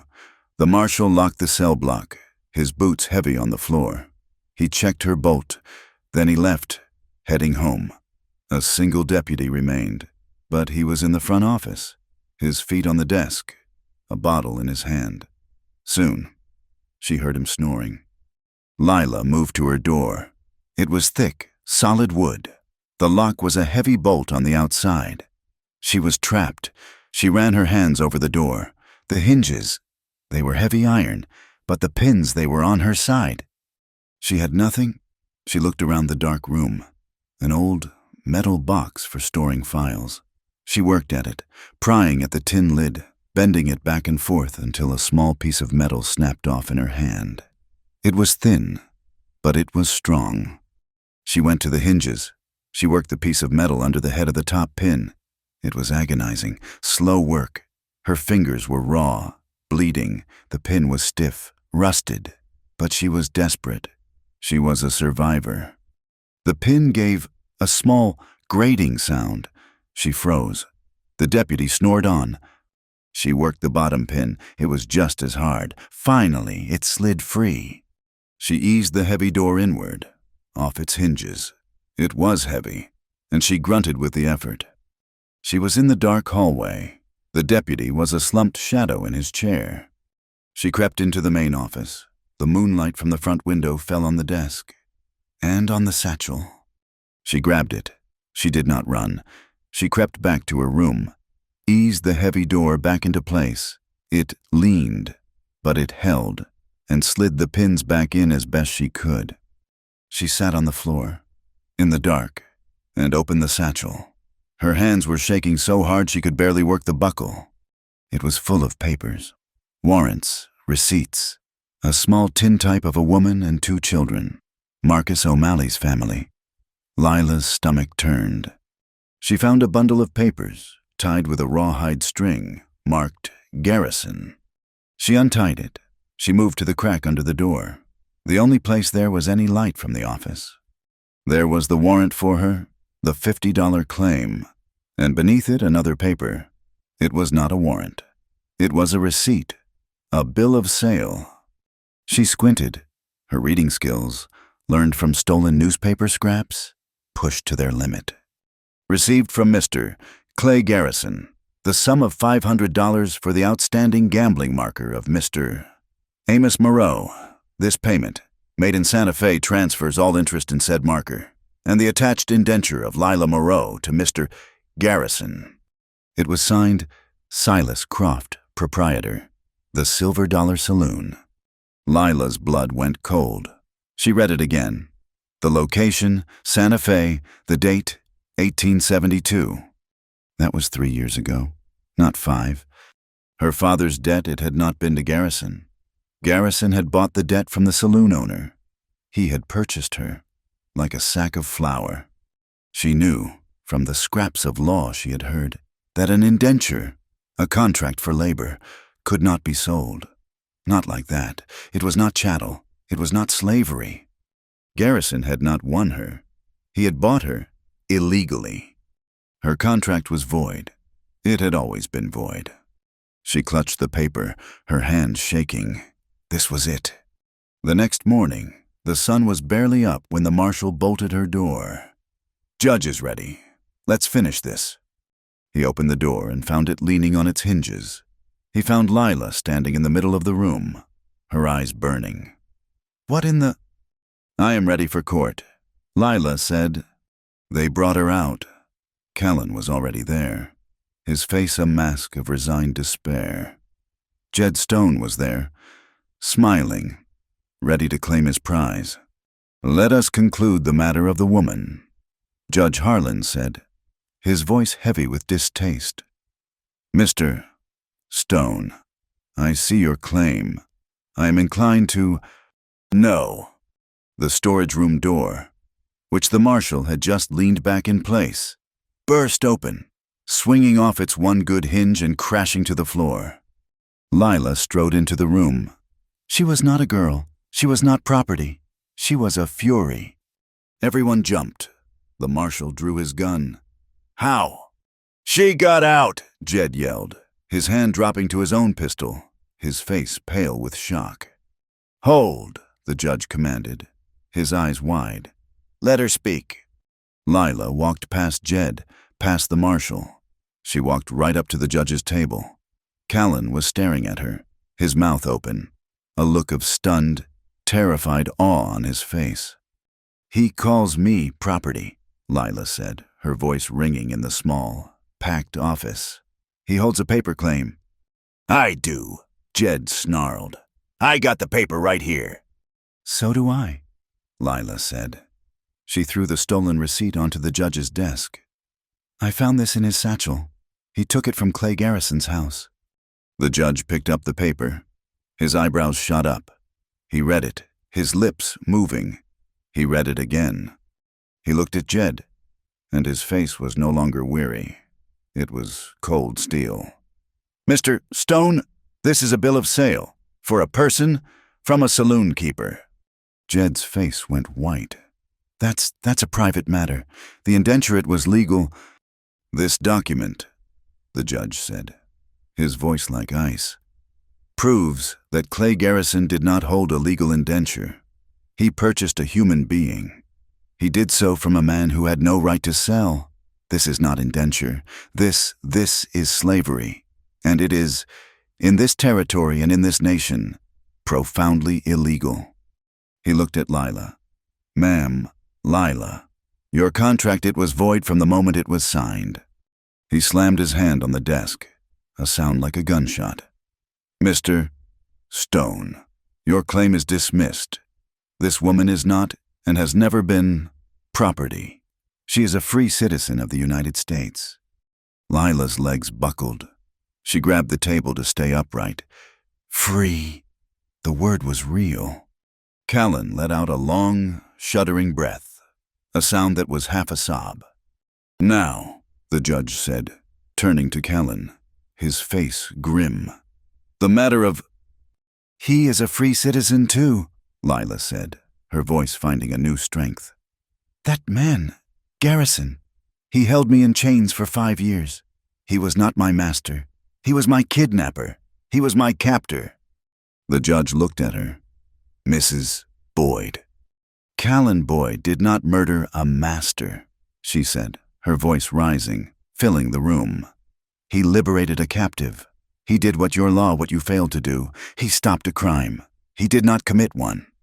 The room was dead silent. Jed Stone was sweating, his hand still on his pistol. The judge looked at Jed. He looked at Lila. He looked at Callan. He sighed. A long, deep sigh. He was a man of the law, but he was also a man. The shooting of Clay Garrison, the judge said slowly, happened in New Mexico territory. This court has no jurisdiction. The shooting of Marcus O'Malley was witnessed only by Mr. Stone and by Mr. Boyd and Mrs. Boyd. He used the name as a weapon. It was self-defense, Lila stated. They fired first. I am sure they did, the judge said. This court finds the O'Malley matter to be a case of self-defense on the trail, outside this court's jurisdiction. He looked at Callan. Mr. Boyd, I am releasing you. The marshal, his face a mask of disbelief, unlocked Callan's cuffs. Jed Stone exploded. You can't! He killed my partner! That $100! The claim! Your reward, Mr. Stone, the judge said, was for the conviction of a murderer. There has been no conviction. Now get out of my courtroom, all of you. He looked at Callan and Lila. And that means you, too. Get out of my town. I've stretched the law as far as it will bend this day. Another judge, in another town, might not be so generous. Go to your valley, Mr. Boyd, and do not come back. Callan stumbled, his ribs screaming. Lila rushed to him, her arm going around his waist, holding him up. They were a unit again. They walked out of the marshal's office, into the bright, cold Montana sunlight. The air, it tasted of freedom. Our horses, Lila said to the marshal, who had followed them out. The marshal just nodded, tired of it all. Go on, get... They walked down the dusty street, Lila supporting Callan's weight. They were almost at the livery. Boyd. The voice was a shriek, inhuman, full of pure distilled hatred. They turned. Jed Stone was running at them from the marshal's office. He was not holding a gun. He was holding a long, ugly skinning knife. His face was a mask of pure rage. He had lost his payday. He had lost his property. You thing!" he screamed at Lila. "You cost me! You cost me everything!" He lunged, not at the wounded Callan, but at her. Callan reacted without a thought. He had no gun. He had no strength, but he had himself. He shoved Lila hard, sending her sprawling into the dust. Out of the way. He took the lunge himself. The knife blade flashed, slashing across his shoulder and chest. Callan cried out, a sharp, ragged sound, and stumbled back. Jed raised the knife again, his eyes wild, ready for the killing blow. "Stone, drop it!" the marshal yelled, running from his office, drawing his pistol. But he was too far. The deputy was closer, fumbling for his own gun. He dropped it. The heavy pistol clattered to the boardwalk, right at Lila's feet. She did not hesitate. She was not property. She was a survivor. "Breathe. Let the air out. Squeeze. Aim for the middle." Jed raised the knife high, poised over the fallen Callan. Lila, sitting in the dust, raised the heavy pistol with both hands. She squeezed the trigger. The explosion was deafening. Jed Stone froze. He looked down, confused, at the dark, spreading stain on his chest. He looked at Lila, his eyes wide with a final, profound surprise. He collapsed in the street, dead. The street was silent, the echo of the shot bouncing off the buildings. The marshal stopped, his own gun smoking. He had fired a half-second after her. Lila dropped the pistol as if it were on fire. She scrambled to Callan. "Callan! Oh, Callan!" He was on his side, clutching his chest. Blood was pouring from a long, deep slash, from his shoulder down to his ribs. It was bad. "Lila," he groaned. He looked, not at his wound, but at her. You did it. You're safe."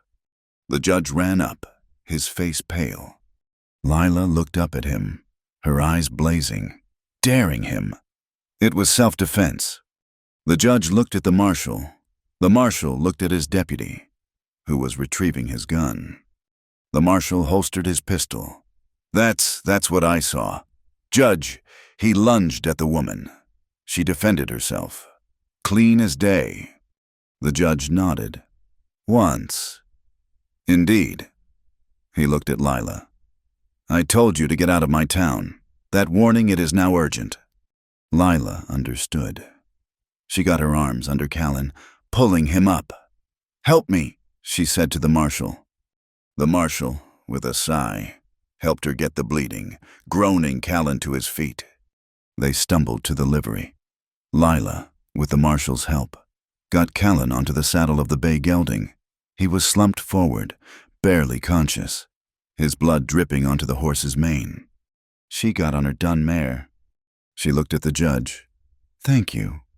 "Go," he said. "Go to your valley, and do not stop." Lila took the reins of Callan's horse. She kicked her mare, pulling the bay behind her. She rode out of town, not looking back, riding into the hills, toward the Gallatin. Callan was wounded, but he was alive, and in her arms, they were free. The ride to the Gallatin was a blur of blood and fear.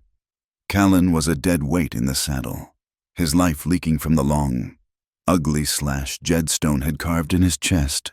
Lila had taken the reins of his gelding, her own mare pulling them both, her eyes scanning the high ridges, her heart a cold, hard knot. She was free. The judge had said so, but freedom was a bitter, terrifying thing if it meant watching the only person who had ever seen her as human bleed to death. "Hold on, Callan," she whispered, her voice a dry rasp. "Just hold on. We are almost there." He was delirious. He muttered about Shiloh, about his brother, about the lean-to. The chain, he groaned, his head lolling. Gotta get the chain. There is no chain, Lila said, her voice fierce, as much for her as for him. There is no chain. Callan, we are free. You just have to live. She followed the river north, as he had told her. The land opened up, a wide green valley walled by mountains that ripped at the sky. It was beautiful. It was the most beautiful place she had ever seen. It looked like a promise. She had to stop. He was falling. She found a grove of cottonwoods by the water and pulled him from the saddle. He was heavier than she could have imagined, a solid, unmoving weight. She eased him to the ground, his blood dark on her hands. She tore open his shirt. The wound was deep, from his shoulder to his ribs, a gaping, terrible slash. Jed's knife had been sharp. Lila did not panic. The girl who had flinched from shadows was gone, burned away in a fever, in a courtroom, in the flash of a gunshot. She was Lila Boyd, and her husband was dying. She took the clean cloth Martha had given them. It seemed a lifetime ago, and the last of the water from the canteen. She washed the wound, her hands steady. She saw the damage, the muscle cut deep. She pulled the edges together, her stomach churning, and bound it. She bound it tight, using strips of cloth ripped from her own underskirt. It was crude. It was all she had. He was burning with fever. His skin was hot, his breathing shallow. She got him back on the horse. She did not know how. She just did. She put her own fear and exhaustion into a small, dark box and closed the lid. She had to get him to the cabin. She rode for another hour, following the curve of the river, her eyes searching. He said it was quiet. She murmured, scanning the trees. He said good water, good timber. And then she saw it. It was not a cabin. It was a gravestone. A single tall chimney of river stone stood alone in a meadow. Around it was a blackened skeleton of beams, the bones of a house, picked clean by fire and time. The ground was thick with weeds, but she could see the charred outline of the walls. This was it, the place to wash clean. It was gone. Lila's strength, the hard, bright thing that had held her up, finally broke. She slid from her horse, her legs buckling. She had come all this way. She had fought. She had killed. She had won her freedom, and she had brought him here to die in the rubble of his brother's dream. Callan stirred on his horse. He lifted his head, his one good eye trying to focus. He saw the chimney. He saw the burned beams. It's gone, he whispered, the sound a dry rattle. All for nothing? He slumped forward again, unconscious. Lila looked at the chimney. She looked at the forest that ringed the meadow, tall and green and full of life. She looked at the river, cold and clear. She looked at the man she had just called her husband. She went to him. She put her hand on his cheek. It was rough with stubble, hot with fever. She was not that girl. She would never be that girl again. She pulled him, half-dragged him, from the horse. She got him to the base of the chimney, the one place that offered shelter, and laid him on their last bedroll. She covered him. She went back to the horses. She unsaddled them, her movements practiced, automatic. She found the saddlebags. She found the axe. She found the rifle. She came back and stood over Callan. He was pale, his breathing ragged, but he was alive. She stood in the middle of the ashes of his brother's life and felt the good, solid earth beneath her feet. Callan's eyes flickered open. He saw her standing over him, a dark silhouette against the graying sky. Lila knelt beside him. She took his hand, the one that was not slick with his own blood. It is not gone, she said, her voice quiet, but as solid as the stone at her back. The chimney is here. The land is here. The river is here. We are here. Callan looked at her, his gaze full of a pained, feverish confusion. Lila held his hand tighter. We will build it again. He stared at her for a long moment. He saw no fear in her. He saw no despair. He saw a foundation. He saw the strength that he had only glimpsed. He saw, for the first time, the woman who had saved him. He managed a nod, a bare, fractional movement.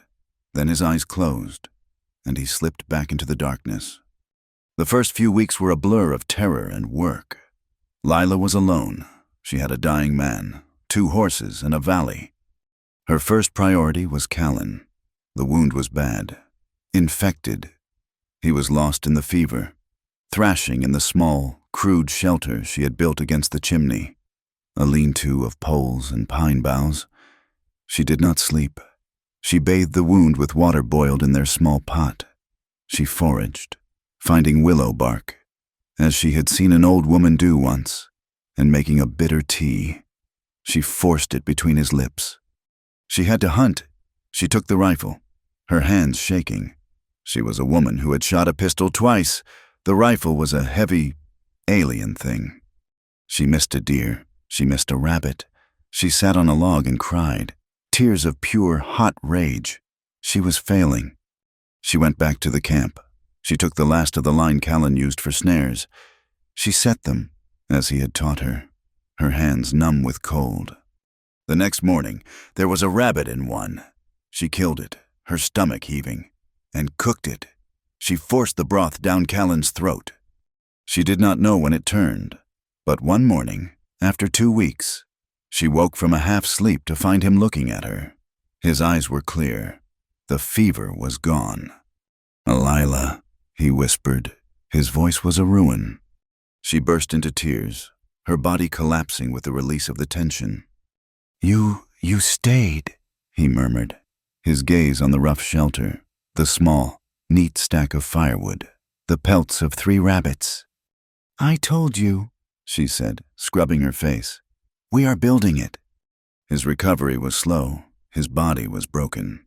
The slash, his ribs, the old limp. He was a man made of scars, but he was alive. As he healed, she worked. She found his brother's axe in the rubble, the head buried, the handle rotted. She cleaned the rust from the blade, fitted a new handle of strong, young hickory. She began to cut trees. It was brutal, punishing work. Her hands, soft from the ride, blistered, then bled, then hardened into calluses. She learned to swing the axe, using her weight, not just her arms. She dragged the logs, one by one, back to the chimney. The snow began to fall. Not a gentle flurry, but a warning. The high country winter was coming. "We need a roof," Callan said, his voice stronger. He was sitting up now, carving pegs from a piece of wood. He could not lift, but he could work. "I am cutting," she said. "No," he said. "You are wasting wood. We need to salvage." Together, they dug through the ruins of his brother's cabin. They found beams that were only half burned. They found solid floor joists, protected by the earth. They found a small iron stove, cracked but usable. They worked as a team. He, the architect, his body weak, would direct. She, the laborer, her body strong, would lift and haul and build. They built a small shelter against the chimney. It was not a cabin. It was a box. It was 12 feet by 12 feet, with a low, sloped roof of salvaged planks and pine boughs, packed with sod. It was not pretty, but it was tight. The day they finished, the real snow came, a thick white curtain that blotted out the valley. They moved inside, with their meager supplies, and barred the crude door. They had done it. They had a home. The winter set in, hard and deep. The valley was silent, buried in white. The world was reduced to their tiny, smoky cabin. They found a peace they had never known. The world was locked out. There were no bounty hunters, no lawmen, no ghosts. There was only the snow, the wind, and the small, warm space between them. Their routines became a comfort. In the mornings, Callan, his strength returning, would take the rifle and hunt. His arm was stiff, his shoulder a knot of scarred tissue, but he could shoot. He brought back deer, elk. Lila would work the hides, her hands remembering an old skill. She sewed them clothing, warm moccasins, thick blankets. She cooked. She snared small game. She kept the fire. They healed. They talked. Not of the past, but of the future, of the spring, of what they would plant, of the barn they would build. One afternoon, Callan was outside, his axe ringing against a dead pine. The sound was sharp, clean in the cold air. Lila was inside, sewing a patch on his old duster. The light was dim. She felt content. The word was new. She had been free. She had been safe. But she had never been content. She began to hum. It was a tune from a long time ago. A memory of her mother. A French song. She started to sing, her voice soft, unsure, rusty from years of silence. À la claire fontaine, m'en allant promener.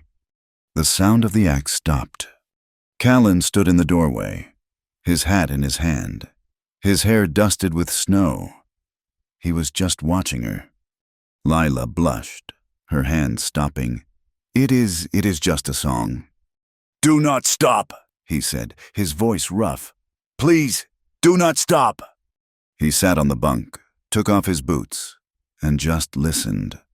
Lila picked up her sewing, and she sang. Her voice grew stronger, clearer, filling the small, warm cabin. It was the sound of a woman who had found her home. They loved, not with the desperate, frantic hunger of the trapper's cabin. It was a slow, quiet, winter love. It was the warmth of a shared blanket, the brush of hands in the small space, the long, slow nights buried in furs, listening to the wind howl. It was the love of two people who were no longer running, but building. One night, they sat by the fire. Callan was cleaning his rifle. Lila was watching the flames. It had been a good day. The food stores were high. Callan reached into his saddlebag, the old one he'd had since New Mexico. He pulled something out. It was heavy, and it clanked. It was the heavy iron keyring from Garrison's belt, and looped through it, the iron ankle cuff he had unlocked from her leg. Lila stared at it. She had not seen it since that day. You kept it, she whispered. I do not know why, Callan said, his voice low. He would not look at her. I grabbed the keys. It was on the ring. I just shoved it in my bag. I guess I kept it as a reminder of what I'd done. The man I killed. The reason. He held it out to her. It is yours. Lila looked at the cold, dark metal. It was her past. It was her prison. It was the mark of the property she had been. She remembered Martha's words. You are the only one who can take it off your mind. Lila took the heavy cuff from him. It was cold. She held it in her hands, feeling the weight of it. 5 years of her life. She stood up. She walked to the small, cracked stove, where the fire glowed cherry red. She opened the heavy iron door. She held the cuff over the flames. She looked at Callan. His face was etched in shadow, watching her. She dropped it in. They did not speak. They just watched. They watched the metal heat. It began to glow. First a dull red, then a bright, angry orange. It held its shape for a long time, a perfect, glowing circle of torment. Then, slowly, the edges began to soften. It slumped. It lost its form. It became a pool of shapeless, glowing slag at the bottom of the fire. Lila closed the stove door. She was shaking. She turned to Callan. He was holding something. He had been working on it for weeks, in secret, when she was out checking the snares. It was a ring. He had carved it from the antler of a deer he had killed. It was pale, smooth, and etched with a simple, circling vine. Lila Boyd, he said, his voice rough. You took my name. When it was covered in blood, I want you to have it. When it is clean. He held out the ring. She did not speak. She looked at the ring, then at his face. his scarred, beautiful, honest face. She did not say yes, she did not have to. She went to him, knelt in front of him, and pulled his face down to hers. She kissed him, a long, trembling, deep kiss. It was a promise. It was an acceptance. It was everything. He slid the ring onto her finger. It fit perfectly. The winter broke, the snow melted, the river roared, and the valley turned a violent, shocking green. They came out of their cabin, pale but strong. They began to build for real. They cleared land. They cut timber for a larger, proper house, using the chimney as its heart. Lila planted a small garden, with seeds Callan had found and saved from his brother's burned-out stores. One day, in the late spring, she was weeding her new garden. Callan was at the river, fishing. She heard it, the sound they had been dreading for 6 months. A horse. Her heart stopped. The peace of the valley shattered. She ran to the cabin. She grabbed the rifle. She checked the load. She stepped out onto the dirt, her body shielding the door. A rider was coming up the valley, slow. He was not a man of the mountains. He wore a town coat. "Hold right there!" Lila's voice was not a girl's. It was the roar of a homesteader, a wife defending her land. "That's far enough." The rider stopped, his hands going up. "Whoa, no trouble, ma'am. I am just looking for a Mr. Callan Boyd, from the marshal, in Three Forks." Callan came running from the river, his rifle in his hand. He stopped beside Lila. "I am Callan Boyd. What does the marshal want?" The rider, a young man, looked relieved. He said to give you this. He said you'd be happy to get it." He reached into his satchel and pulled out a letter. He rode forward, slowly, and handed it to Callan.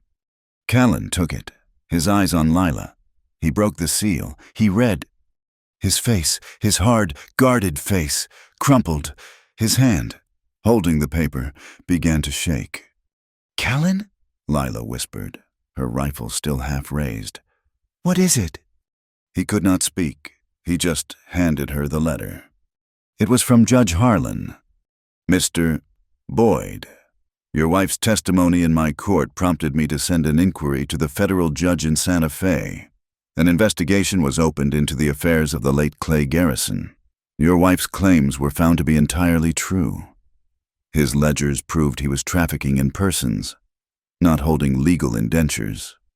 The man Silas Croft, from whom he purchased Mrs. Boyd, has been arrested. All charges against you, in both New Mexico and Montana territories, have been dismissed. You are a free man. Stay in your valley. Godspeed. Judge E. Harlan." Lila read it twice.